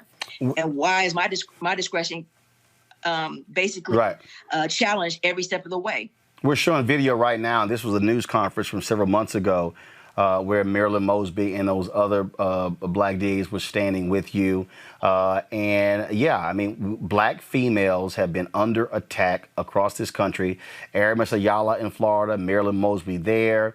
I mean, we can go Kim Foxx in Chicago. We can go on and on because you have folks who have been in power and they do not want to see change agents in DA positions. But the attacks that have this unique vitriol against us, they dehumanize us. And this intersection of race and sexism is real. I've been told that I should be strung up by a tree by the KKK. I've also been told that they want to see a bullet in my head. And because of the attacks of President Donald Trump on how the sitting elected prosecutor does their job, also, I've had people coming from Ohio, white supremacists, and many other individuals coming out, protesting outside my home. And so it's not just critique and criticism. It's actually dangerous and fear for us to do our job the right way. And it's truly about justice. And so when you have these attacks where you see examples of the Attorney General of my state who wants to call for prosecutorial discretion in the Michael Flynn case, but he does not lodge prosecutorial discretion when we have wrongfully convicted individuals like Lamar Johnson languishing in prison, when we have overwhelming evidence that my conviction integrity unit found out that this person needs to be released, then he fights against these types of cases. But then he wants to talk about upholding the Constitution. And so we have to question these political motives of people who pander for political reasons. But then they want to use us as saying we're pandering to a political decision and we're doing our job. I mean, the only thing that gets the benefit of the doubt is justice. That's it. All right, then. Kim Gardner, when is the primary? When's the election? It's August 4th. It's coming up. All right, soon, then. And we're fighting. All right, then. Well, we'll surely be watching those election results. Good luck in it. Thank you. All right. Thank you, Mr. Roland Martin, Thank for allowing you. me on here. Absolutely. We appreciate it. Thanks a bunch. All right, folks, let's talk about this story out of Alabama. Talk about some of these crazy people. An Alabama lawmaker has resigned as the pastor of a church because he attended the birthday celebration of a Klan leader. Alabama Republican Will Dismukes of Prattville stepped down from his role at Pleasant Hill Baptist Church on Wednesday following a meeting with church officials. Now, again, he attended a celebration for Confederate Army General and former KKK leader Nathan Bedford Forrest. Yeah, y'all, he's a state lawmaker. Now, let's go to this story here. In Harperswood, Michigan, the mayor, Kenneth Pointer, he has resigned. Go to my iPad. This is the Detroit News. The city of, this apparently over comments he made regarding white supremacists. Now, they laid out the statement here. During a meeting last week with community leaders and city department heads, Pointer reportedly told them, "I understand why white people would become white supremacists." Well, let's just say that pissed off a lot of people. And so the city attorney released this statement. The city of Harper Woods has just accepted the resignation of Mayor Kenneth Pointer. It's a very difficult thing. Mayor Pointer has devoted much of his adult life to doing great things for those who live and come to visit the city of Harper Woods. He's gone above and beyond the call of duty to make Harper Woods a great place to live and do business. Unfortunately, the city does believe it's in the best interest that Mayor Pointer resign. We do not believe his comments were appropriate or reflect those who live and work in the city of Harper Woods. We also feel it's necessary in order that we can bring change and enhance the civil liberties and rights of each and every person within the city and those who come to visit on a daily basis. We wish Mayor Pointer well. Rob, it's hilarious. You see, the thing that we are seeing here, and it's not just because Trump is in there, but what we are seeing white folks be exposed for exactly who they are. And his presence and his just blatant appeal to white supremacists has unleashed this across the country. Well, there's no question. I think, don't let your president get you in trouble because people think they can do. They're like, now we can say it. We can do it because we have a president that's finally said what we all believe, which a lot of people don't believe that, but they believe that because they believe crazy stuff. So they're getting to the point to think they can do what Donald Trump can do, and you can't. You can't do that. And you know what? We're not going to stand for it because we're not going back. We're not going back to those days, and we're going to fight, and we're going to move forward. It's not acceptable where we're at now, but we're certainly not going to go back to where we were in 1950. But you got some folks believing that they can do that because he has empowered this culture of hate and a culture that you can just feel good about white supremacy because he says it all the time. So if the president says it, I should be able to say it. But you know what? You can't. And hopefully in November, we're going to show the president can't do this either. Lauren, they were pissed off because they've been protesting in that place over Priscilla Slater, a black woman who was killed there. And so go back to my iPad, please. Pointer's wife, Margaret, allegedly tore up a demonstrator's sign and one in which marchers gathered outside the couple's home, angering the mayor. So basically, these folks were protesting, these black people were protesting, and his inner white supremacists started talking out loud.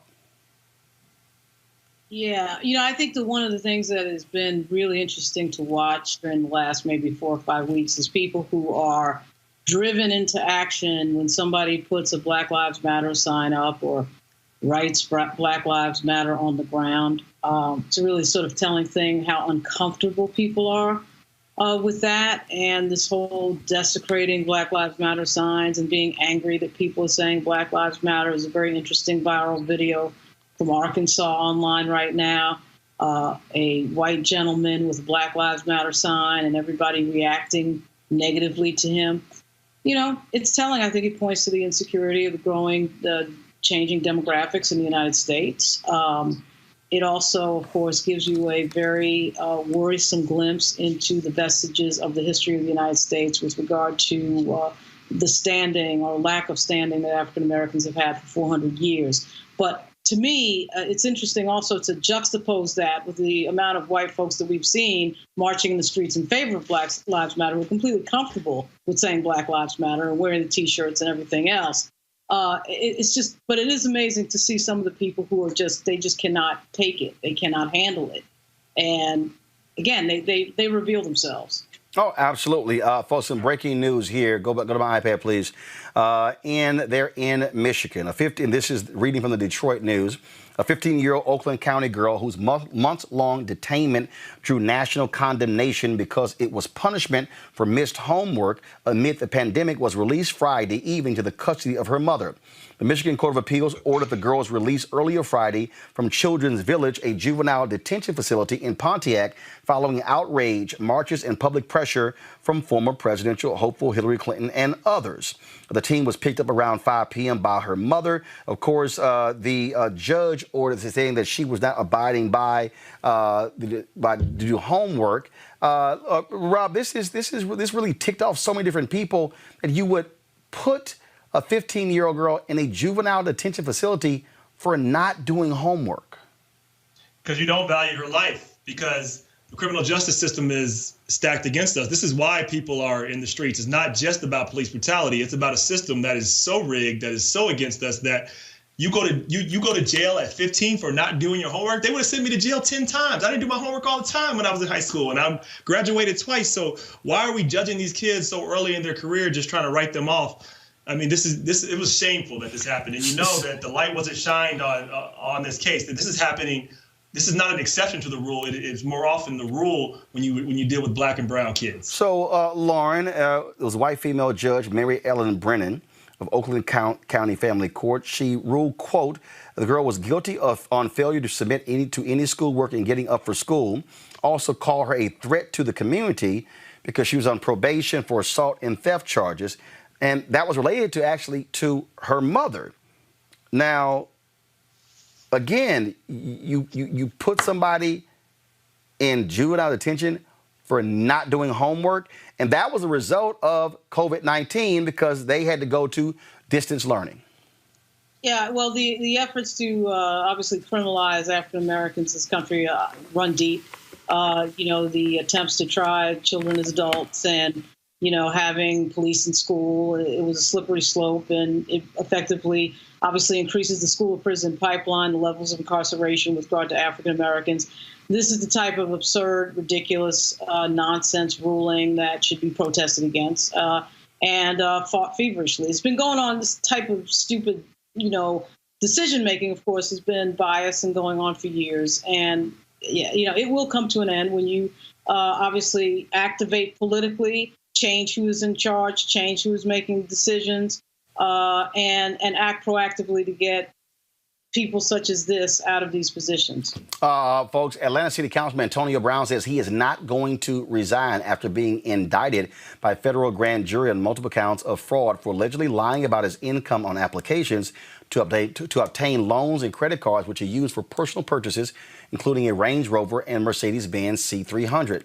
The U.S. Attorney's Office has also accused Brown of lying about being a victim of identity theft to defraud the financial institutions that gave him the money. He's charged with wire fraud, mail fraud, bank fraud, and making false statements on a bank loan application.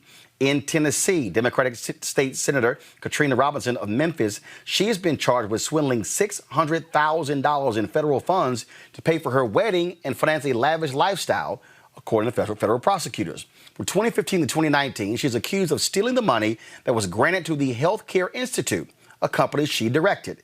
In addition to covering her wedding costs, she's charged with using the funds to pay for her honeymoon and pay legal fees for her divorce. She also paid for her daughter's 2016 Jeep Renegade, home improvements, a $500 Louis Vuitton handbag, and invested in a snow cone business run by her children.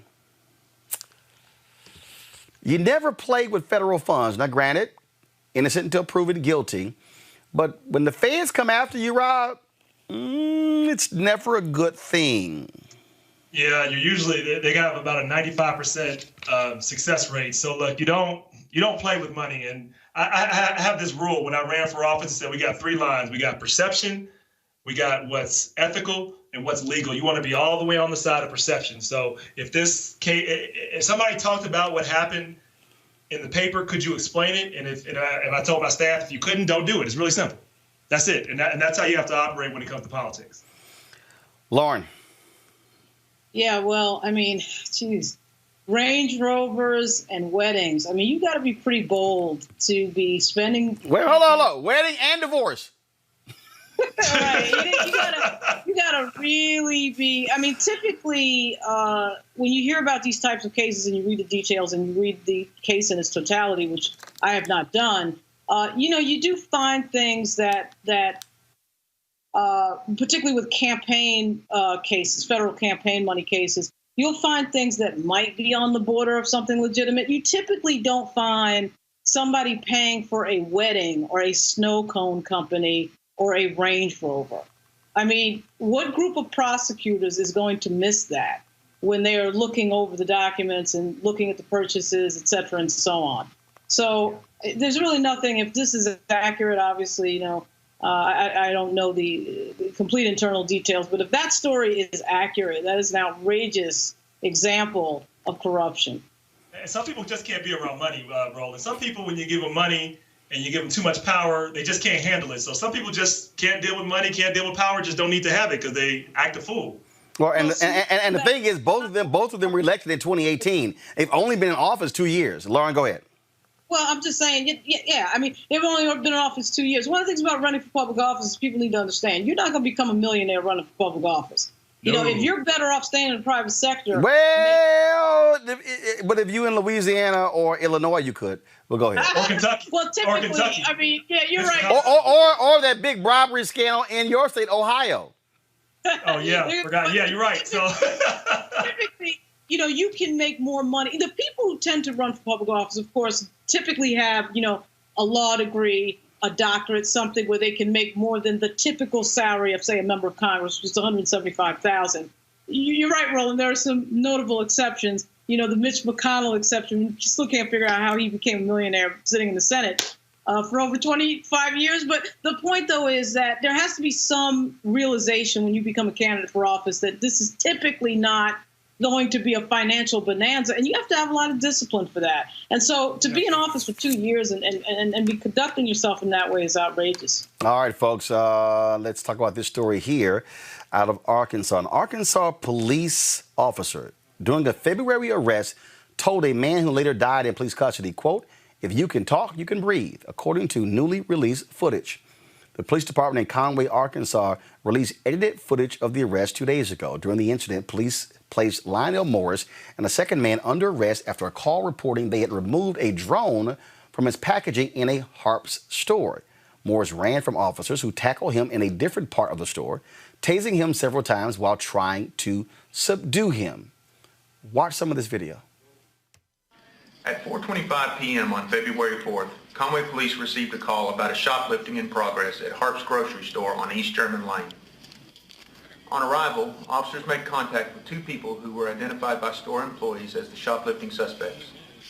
After the concealed merchandise was located, officers proceeded to ask both of them to place their hands behind their back. The woman, Brandy Arnold, was placed under arrest, while the man later identified as Lionel Morris ran from officers to avoid being taken into custody. Officers caught Morris inside the store and a struggle ensued that lasted approximately 6.5 minutes. Gotcha. Help me! Help me! Beat me up! Stop! Wake up!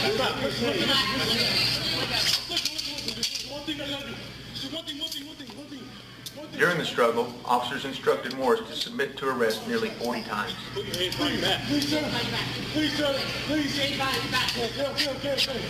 No. One more chance. Put him behind the back, okay? Officers tased Mr. Morris multiple times during the struggle in an attempt to gain control. Do it now. Hey!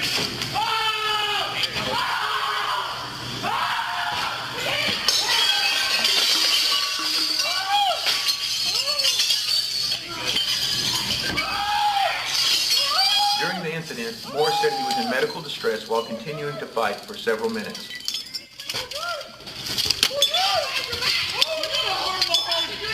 My heart! Get down! Oh my God! Help me, please! Help me! At one point, Morris reached for a knife clipped to his pocket. As the struggle continued, Morris dragged one of the officers to the ground, positioned himself on top of the officer, and placed the officer in a chokehold.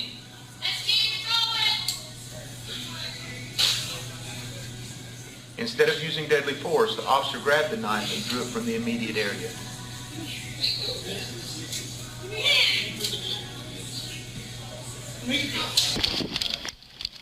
Approximately 5 minutes into the struggle, more officers arrived on scene and were eventually able to subdue Morris and place him in handcuffs.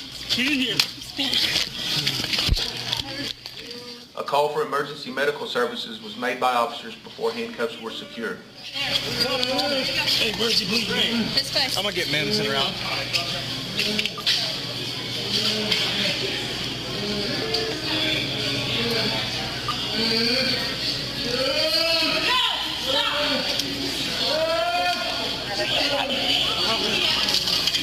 Talk to one Conway. Get Madison out. Stop. Stop moving. Anybody else missing a? You talk. Stop. Stop moving. Stop moving.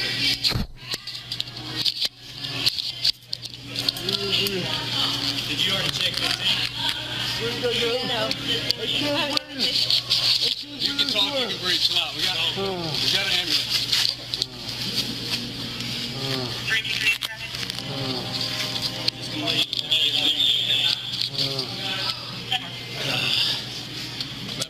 No, you're all right. It's on the back. Yeah. Get away from me. Yeah, I was there. Whoever station that was, I told him to turn it off. Like right there, my hand's right there, so turn it off.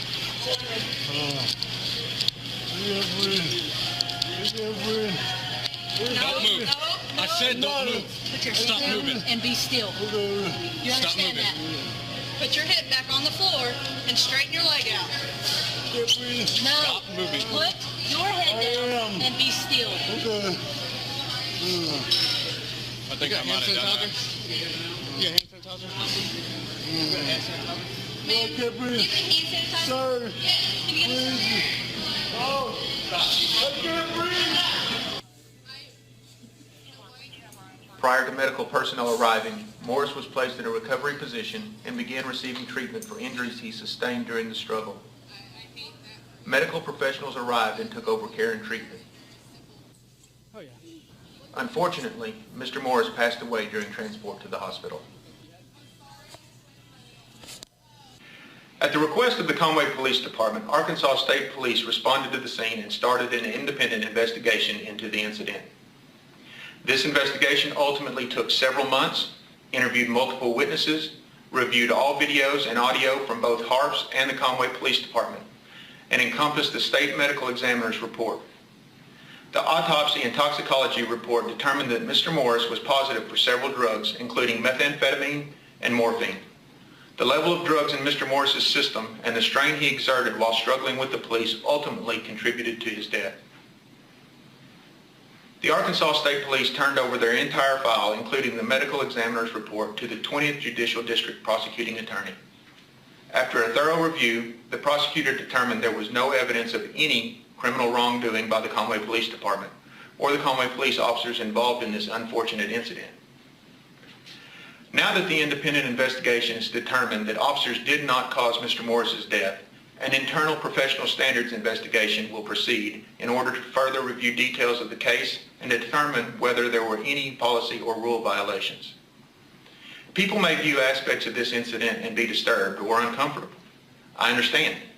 Use of force in any situation is uncomfortable and should always be analyzed to determine if things can be improved upon. In reviewing this incident, I recognize that there are things as a police department we can do better, and these are things that we will do better. In closing, I once again would like to express our sympathies to the Morris family and all others impacted by this unfortunate incident.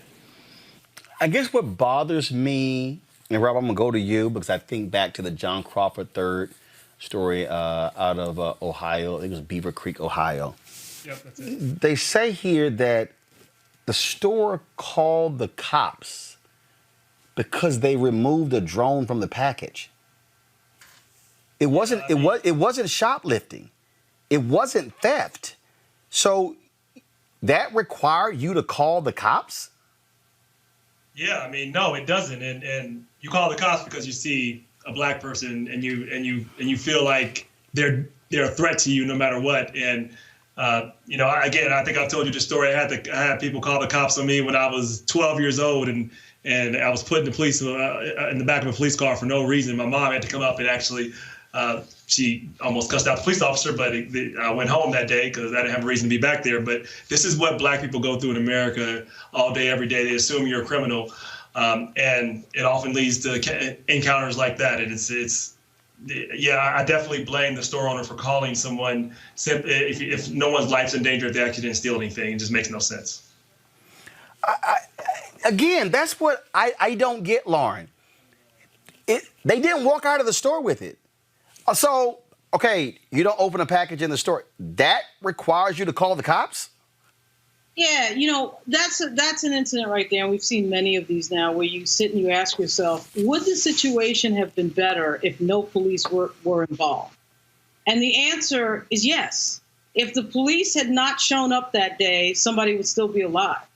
And when you find yourself asking that general question, I mean, it's not as if they're looking for somebody who just murdered 5 people, who just did a mass shooting, something like that. It's a shoplifting beef. And let's, you know, whether he was shoplifting or not, you know, you're talking about a petty theft. And so there's 2 things at play there. One is, did the cops come and make the situation better or worse? I think is an open question that we should be asking ourselves about policing. The other question is how we deal with mental health just generally in this country, which the answer is we don't deal with it. We have the police dealing with every single problem across the board. Police are truant officers. Police are mental health, you know, interveners. They're domestic violence interveners. And so the part in there that I think we never really confront is that we are asking our police to do too much in general. And also, when we ask them to get involved with things like this, where there may, in fact, be a mental health issue or just a basic health issue, if this person was, in fact, on some sort of drugs, you know, are the police the best answer for that situation? And when you see all this confusion on video happening over what may or may not be a petty theft and what looks like sort of a very sort of low-end convenience store, it's kind of like, really? I mean, I would think that we should look into the mirror as a society and say, we should be able to do better than that. We should be able to come up with something better than what we just saw in that video. I mean, and then officers should be able to de-escalate, learn how to deal with situations before they get to, could they have used the force? They probably could justify the force used. I don't know. I didn't see all of it, but that's not the question we should ask. The question is, could it be done a different way to prevent a death? Could you de-escalate the situation, knowing how to talk to people, know how to talk them down, even when they get away, even when they ran, and just figure out how to calm the situation versus making people more agitated and finding a way to, just escalate the situation. Again, I still start with the most basic thing. You do not call the cops because somebody opened a package. We call the cops for everything. I mean, what? And that's the problem. The problem is, which is why when Derek was talking about these efforts to defund the police, why in San Francisco what they have done is they have sent mental health professionals. I was reading a story the other day where in Kentucky, I think it was in Kentucky, they've sent social workers, and it's drastically decreased the number of arrests because they dealt with the issue without law enforcement. When you bring law enforcement who has tasers and guns, shit happens and folks die. That's the difference. That's the difference. When you're a hammer, everything is nailed. And what do cops do? They are there for use of force. They are there with a license to kill. That's why cops have a special designation under the law. They, in fact, have a license to kill. But we do have to get into a discussion very quickly about how we deal with some of these things that have nothing to do with the need for violent force.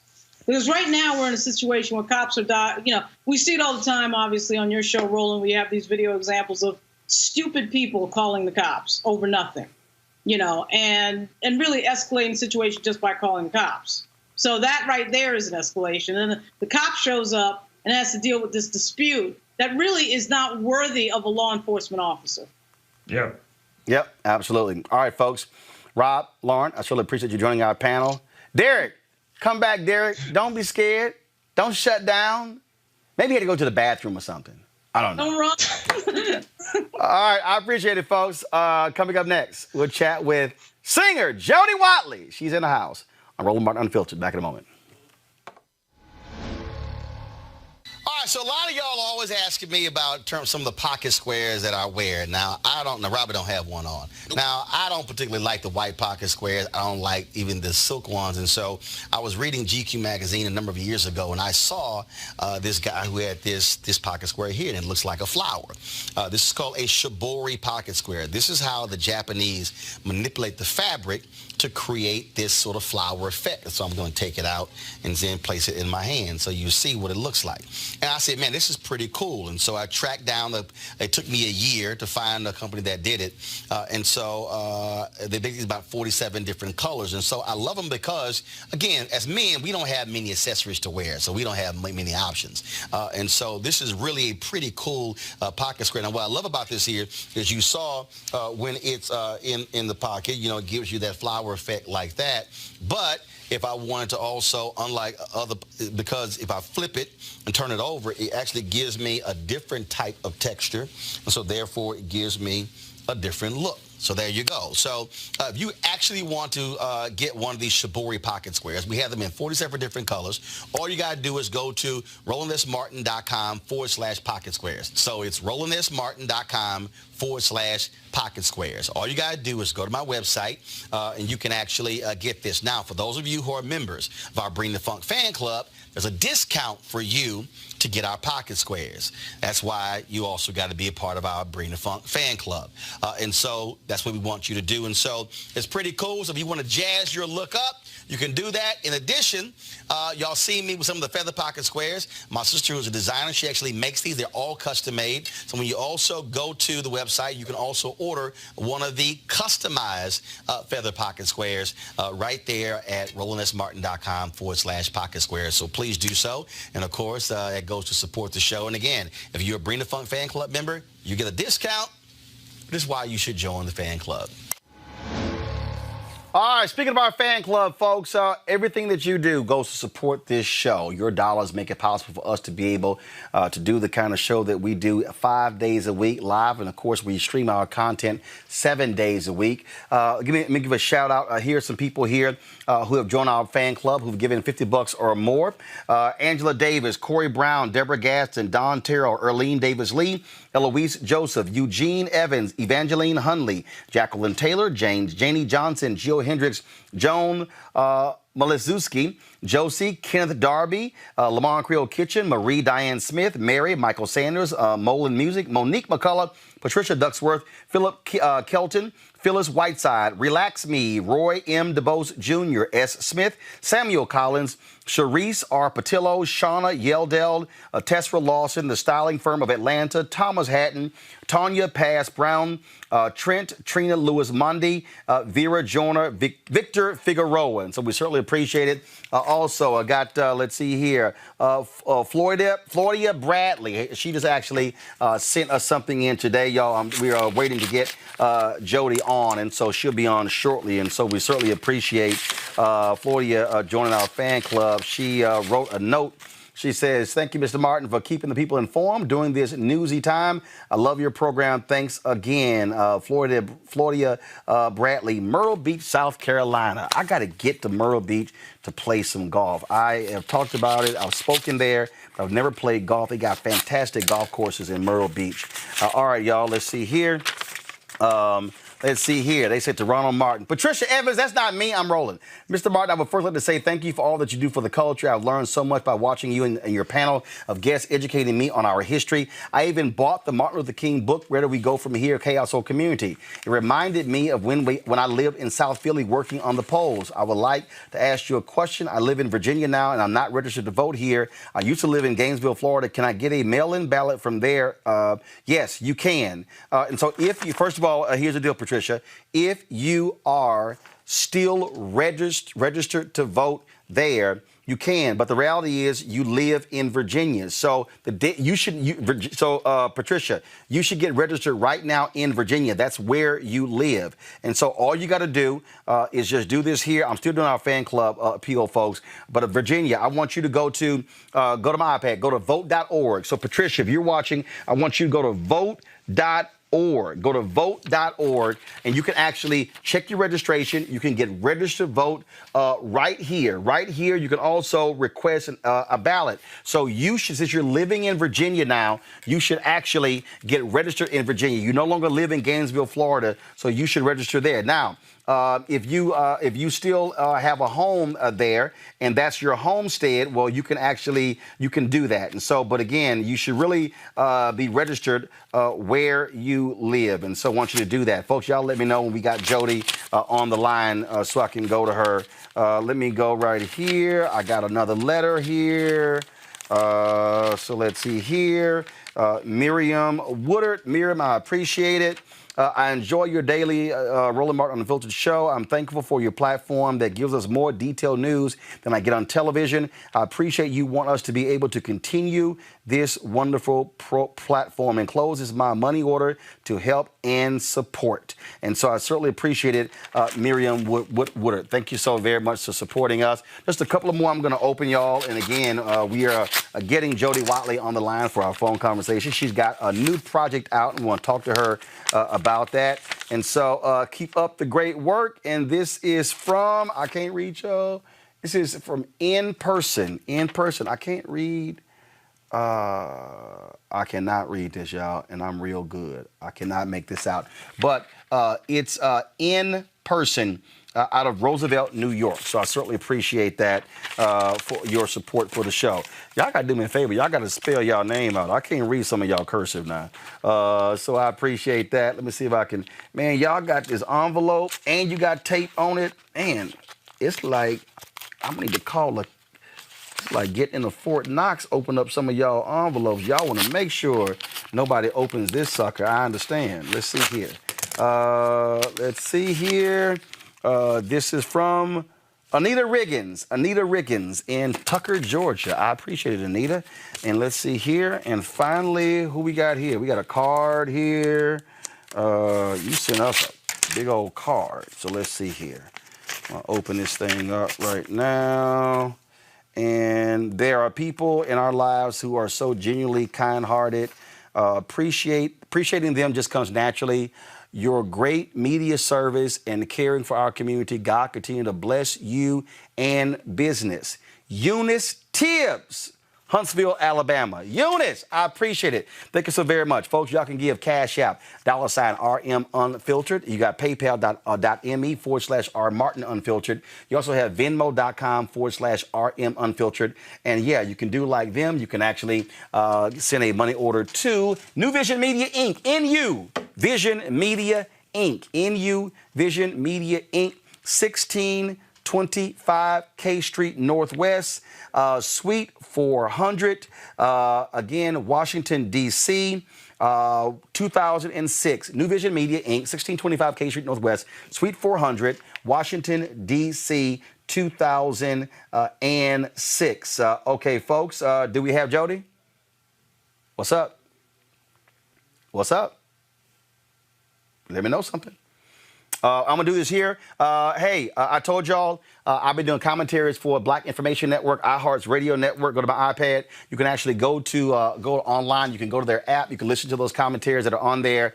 And, of course, our podcast, the Roland Martin Unfiltered audio podcast, you can actually go to get the iHeart Radio app. You can listen to our podcast right there. They are now handling the distribution, the marketing, and the selling of our audio podcast. I still own it. Just y'all care. I own it. But we're partnering with them, so we certainly appreciate that. My commentaries twice a day on the Black Information Network. So there are about 15 or 20 radio stations across the country. So it might be in your local city, but if you want to hear the radio network, just go online. You can listen to the app. You can listen to it online as well. And so please support those particular projects. All right, y'all. You've heard her music. We remember her, of course, in the group Shalimar. She's also been a solo artist. Absolutely fascinating. We enjoy her energy, her spirit. And joining us right now on Roland Martin Unfiltered, the great Jody Watley. What up, Jody? Hey, what's happening? How you doing? I'm great, but after that clip you just showed, we really are needing a healing. My new song, The Healing, I'm just traumatized at the whole thing. I mean, my goodness. Yeah, well, the thing is, what we're seeing across this country, we're seeing so much dialogue around these issues. We're seeing artists who are using their art to speak to these issues. And so talk about this song. Well, The Healing is very timely. I mean, clearly with the rise and the openness of brazen racism and all of these senseless killings with police brutality, the whole Black Lives Matter movement. And I was thinking about Elijah McClain today, that we haven't been hearing about those officers. And, you know, Breonna Taylor, the officers still haven't been arrested. And so The Healing, it's a song that I wrote before this pandemic and all of this happened, but it's so timely because it is learning lessons of life and trying to put more love in the world, and living in the now and what we can do to make the future better. And we all need a healing, this earth, this world, these politicians. I mean, it's timely. And it's a groove, too. You know, I always like to make people dance as well. Of course, of course. So here's what's about to happen, folks. We're going to play you a snippet of the song. Now, so let me explain to y'all what happens with Facebook and YouTube, okay? So just want to give y'all upside. So what happens with Facebook, if we play music and then all of a sudden the record label or someone then puts a copyright strike, they'll immediately stop the stream. So you all of a sudden, you'll see it blocked. So on Facebook, if that happens, I'm just letting y'all know what's about to happen, okay? So well, it's my label, so right. Well, so what happens is even when that happens, so what happens is if they do that, because what happens is their algorithm automatically does it. So and then all we do is we simply respond to them. Yes, here's permission granted to us to be able to play the song, and then it gets lifted, but it immediately stops the stream at that moment. So Facebook, I'm just letting y'all know right now, if that happens, just go to the YouTube channel. Here is Jody Watley, The Healing. Spring. I don't know who needs to hear this, but it's time. The healing. Healing. It's time for the healing. The healing. Embrace the possibilities of the future. Create more love.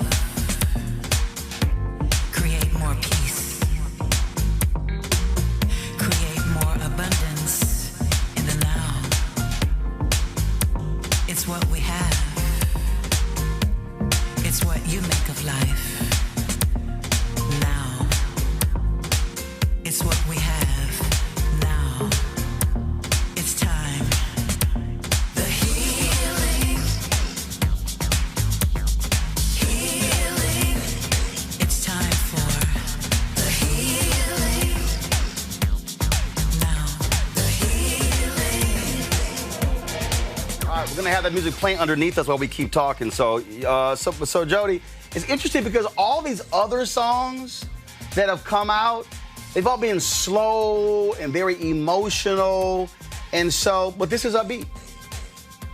Yeah, and you know, the updated video to this, the lyric video, I incorporated photography from the Black Lives Matter protests that were happening here in Los Angeles and the aftermath all around the city of all of these buildings that have Black Lives Matter and from Beverly Hills to Santa Monica to West Hollywood to Mid-Wilshire, which I think is, I mean, they're still up too. And so that one is on YouTube. And so I wanted to, it's important to include that to remind people, and photography with, you know, Breonna Taylor, you know, justice for Breonna Taylor and Elijah McClain. And so the upbeat, like I said, I wrote this before the pandemic, but lyrically it's timely. And really, it could be an inspiration. If I throw a choir on it, you know, it's we can go to church with it too. Absolutely, absolutely. And the reality is, I mean, music has always played a huge part when it comes to movements. I mean, if people really study the civil rights movement, I mean, you had the Freedom Singers. I mean, when they were in jail, they songs that kept them together. In Parchman Prison in Mississippi, it was always about songs, and so all across the South that was the case. And so music has played a central role in all of the Black movements we've had. Absolutely. And even when you think of, as yesterday at the service, the homegoing for, rest in peace, John Lewis, even a song like, We Shall Overcome is really an optimistic song, that is meant to uplift, because even in challenging times, we all need to be inspired. One of the albums growing up, I was living in D.C. actually when the riots happened. And I remember when James Brown came and to calm everything down. And, I was probably only 7 or 8 years old, but I remember it. And Say It Loud, I'm Black and I'm Proud. And so, songs, you're right, they inspire, they motivate at critical times. And, some artists take a different approach. But for me, this one in spoken word, I grew up, I loved Nikki Giovanni and, Angela Davis I was familiar with. And so, all of these things are a part of me as an artist, and I try to incorporate. And like I said, this song right now is just so, I want to inspire people and do the work. It's like, whether you're protesting or donating or working behind the scenes, but we all need to be doing something, and most of all, creating more love. And that is from our presence and our being and what we put out. Because a lot of people putting out hate. So, I'm all about putting out more love and put some action behind it as well. Let me ask you this here. For you during this moment of this pandemic, it has been very difficult for artists because everything is shut down. I mean, you don't have concerts. You don't have folks are not on the road. They're not traveling. How have you made adjustments when it comes to your work? First of all, I'm thankful that I'm a songwriter. There you go. I own my publishing. Right, so folks, for everybody who's listening, what that means is I ain't got to tour to get a check. So when my stuff gets played, a check comes to the crib. Yes, Jody Wiley music is a blessing from God. And right now I was just thinking that it's like, oh my gosh, my classics and even my newer songs that don't get as much exposure. When you're an independent artist, as you know, owning your own everything that you do, you may, take the hit because you're investing, and we have to do that, invest in ourselves, but handling the business. And so on the back end of it, I'm very thankful that I've held on to, with songs like Looking for a New Love, Don't You Want Me, Some Kind of Lover, Friends, all of my songs. And like I said, owning my own label, I've been able to do deals with all sorts of companies and things that people don't even really know about. So I'm managing. It is. I've taken time off here and there, but this is the first time that to not be looking at doing any concerts anytime soon is kind of a trip because, I've been doing concerts since I was 17. And even though, like I said, taking time off to live life and, have a balanced life, but I have no idea because the concerts will come back flat. Mm-hmm. And so, everybody always, live below your means, not above your means, and always save your money. I remember, at one point along the way, and I was saving, and someone told me, well, saving is for old people. And I remember saying, well, I guess I'll just be old then because I'm going to be saving my money. So remember, people, all the flash and glitter, all that stuff, I like nice things, don't get me wrong. But, so during this pandemic, I'm really thankful that I've been very modest in my lifestyle. Well, the thing is, last night, Steve Perry and I had a conversation on Instagram Live. And actually, he and I were talking. And he was like, man, you know what? We need to help some other people with this conversation. And he was like, let's do Instagram Live. And so I'm having, what we're going to do is we're actually going to grab that conversation and then take it off of the stack boxes, put them side by side, and we're going to stream that on my platform. And the whole conversation, it was about ownership. It was about when I turned down a deal to sign with TV One because I knew what I wanted to create, and I also knew that it was a limited opportunity. And I said, this is the moment to do it. And so many people, again, they fall for, like I tell people all the time when they see these announcements of, oh man, so-and-so signed a $50 million record deal. I'm like, no, they didn't. No, that's an advance. Right. That's an advance. You have to pay it back. Right. And then that was when that was a story about Mary J. Blige that was dealing with the divorce and something like bankruptcy. It was so like she still owes the record label $12 million and 3 albums, whatever. And people don't understand that I don't care what it is. You better focus on the business of your business. Yeah. Absolutely. And even, ironically, last night I was on Twitter and Tamar Braxton, who I'm sending well wishes to, someone retweeted something that she had tweeted out, and it was she felt like a slave to, she didn't own her life, and with the TV deal that they have and everything that's going on with her. But, I tweeted her, I don't know her, but I just said, it's not the end, but lessons learned. And ownership is important, and it's under rated in terms of how people perceive things, being independent. I mean, when we're all starting out, we all go through you have to go through it to learn it. But once you learn the lesson, it's all about ownership and owning what you do, because, number one, the reward of it is so much more. And then you have control over it,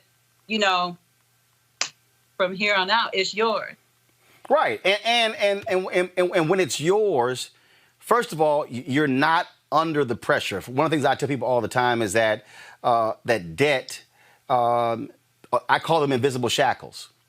And so what happens is when you don't own, when you don't own, and let's say you're working for someone else, and then you have debt, now all of your decisions are predicated on, man, I can't do this and this because, man, if I lose this thing, then how am I going to pay this? When you talked about living below your means, yeah, oh my goodness, I can't make this decision because if I do, this impacts my money over here. How am I going to pay my mortgage? How am I going to pay my car note?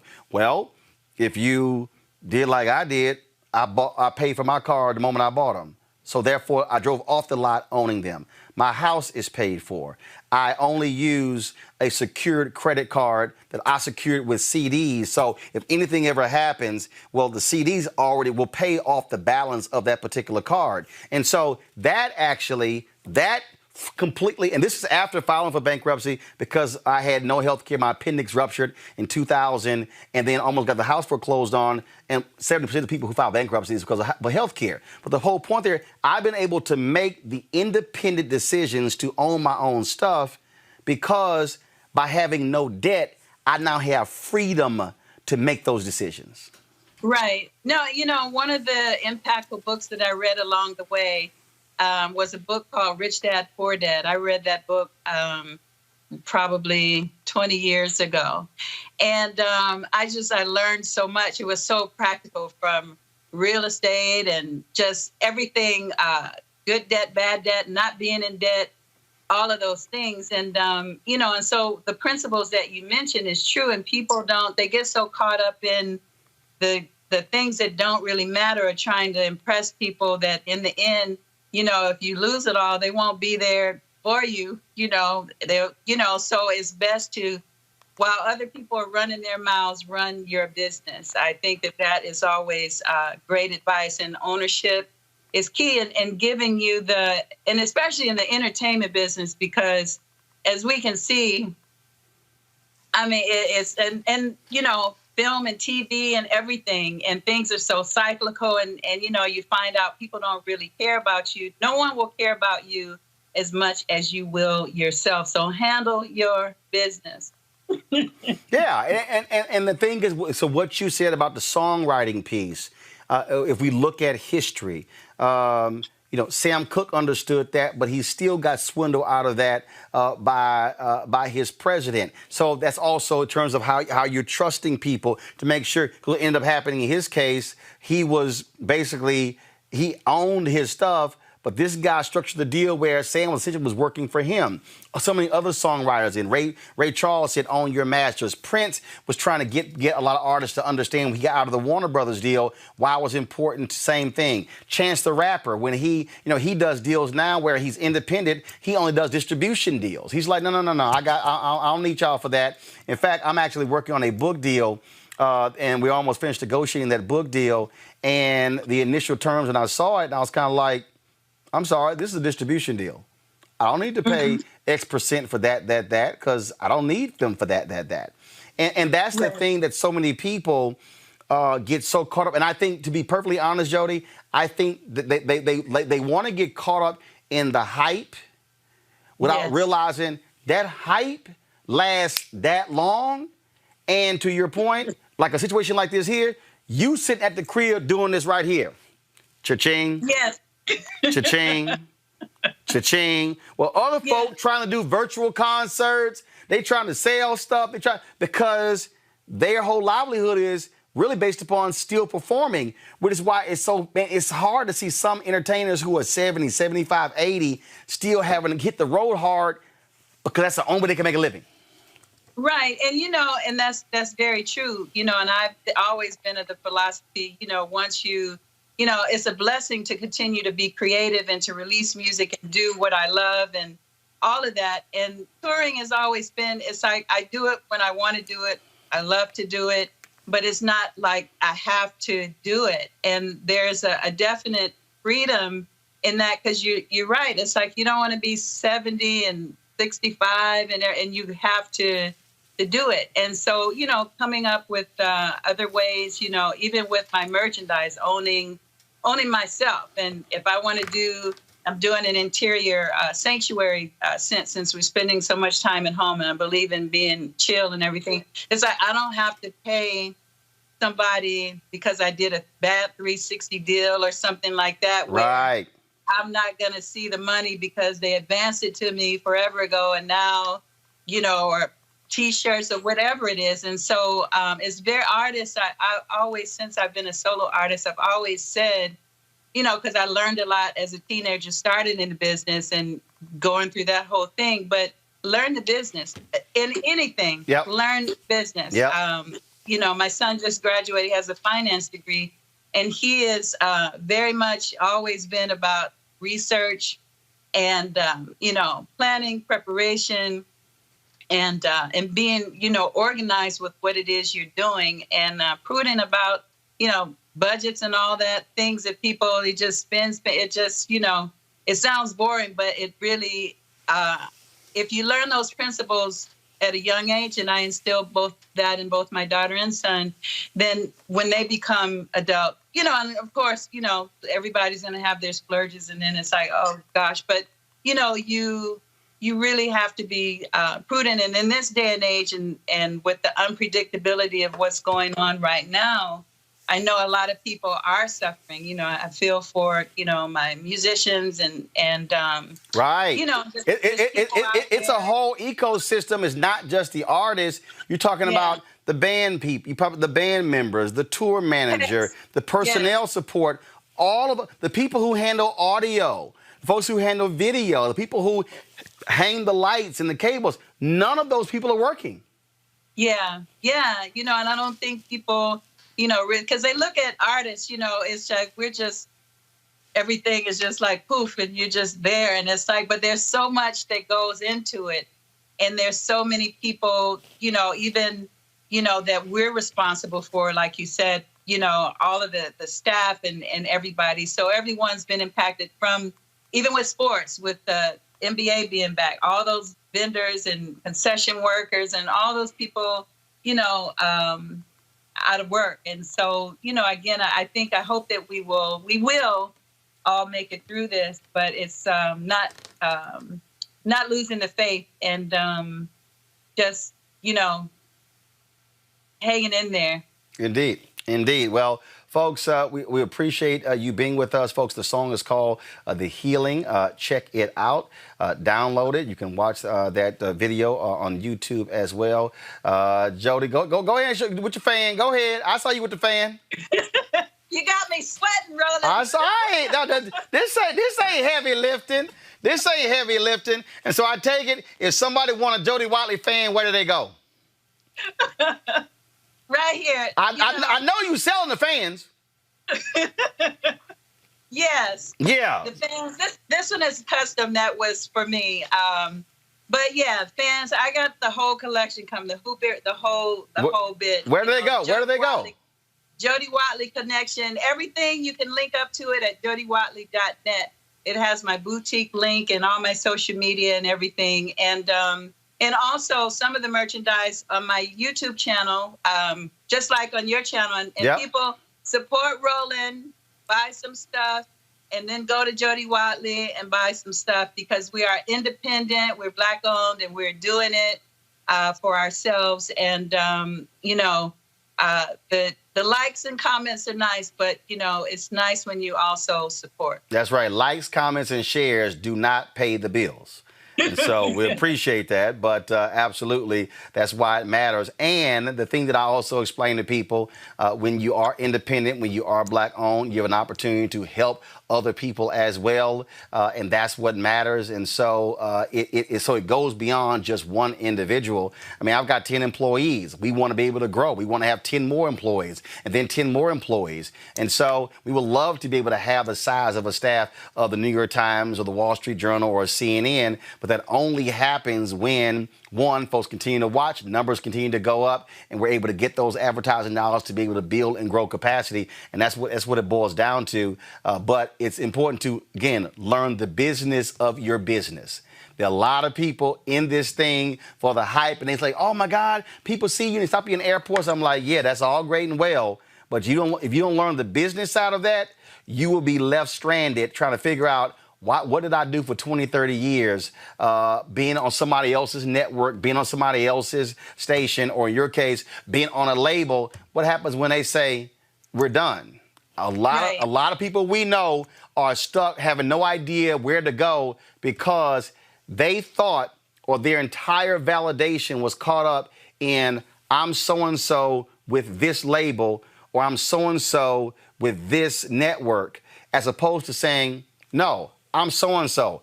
I don't need something at the end of my name to determine my validation. Absolutely. Absolutely. And like, in the healing, it's like when I say wattage, it's like, remember that, you have a light. And our experiences, sometimes people feel other people will make you feel your light has gone out. But, like you said, if you are the captain of your ship, no matter what your job or profession, you have to keep it going and believe that and handle your business. No one is going to handle it like you will. And then you don't want to, especially, as time goes on, be beholden to anyone and have just, out of pocket, as my dad used to say. You don't want to be out of pocket or in a trick bag. You do not. Jody Watley, we appreciate it. Good to see you. Normally, I'm responding to you in Club Quarantine with D Nice or seeing you on social media. Great to have you on the show. And so good luck in all that you're doing. Thank you. Love you. Love you, darling. I appreciate it. Thanks a bunch. All right, folks, that is it for us. Do this here. Here we zoom out. So today's shirt I am wearing is the I Am a Man shirt that, of course, this is what the Memphis sanitation workers wore in 1968 when 1,100 brothers, when they went on strike. Dr. King, of course, was there to help them and celebrate them. And so they were carrying the placards, I am a man. Well, I went to the National Civil Rights Museum, and this is where I was able to, I got this shirt. And so if you want to get this shirt as well, all you got to do is go to civilrightsmuseum.org, civilrightsmuseum.org. No, they're not paying me to do this here, but I believe in supporting what they do. This is the website. Go to it, please. Henry, this is their site.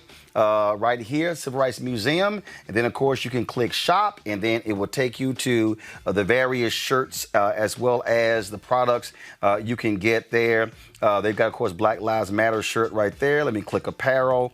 And so you see their Malcolm X shirt. And then this is their I Have a Man shirt, $21.99 right there. They also have a hat as well. And so we believe in supporting our institutions. It's important for them to still exist. Folks, thank you so very much. We always end the show on Friday rolling the credits of all of our fan club members. And look, Jonathan Slocum hit me last week. He was like, man, he said, you run it too fast. I said, Jonathan, it's more than 10,000 names. We can't run that thing slow. I'll see y'all on Monday.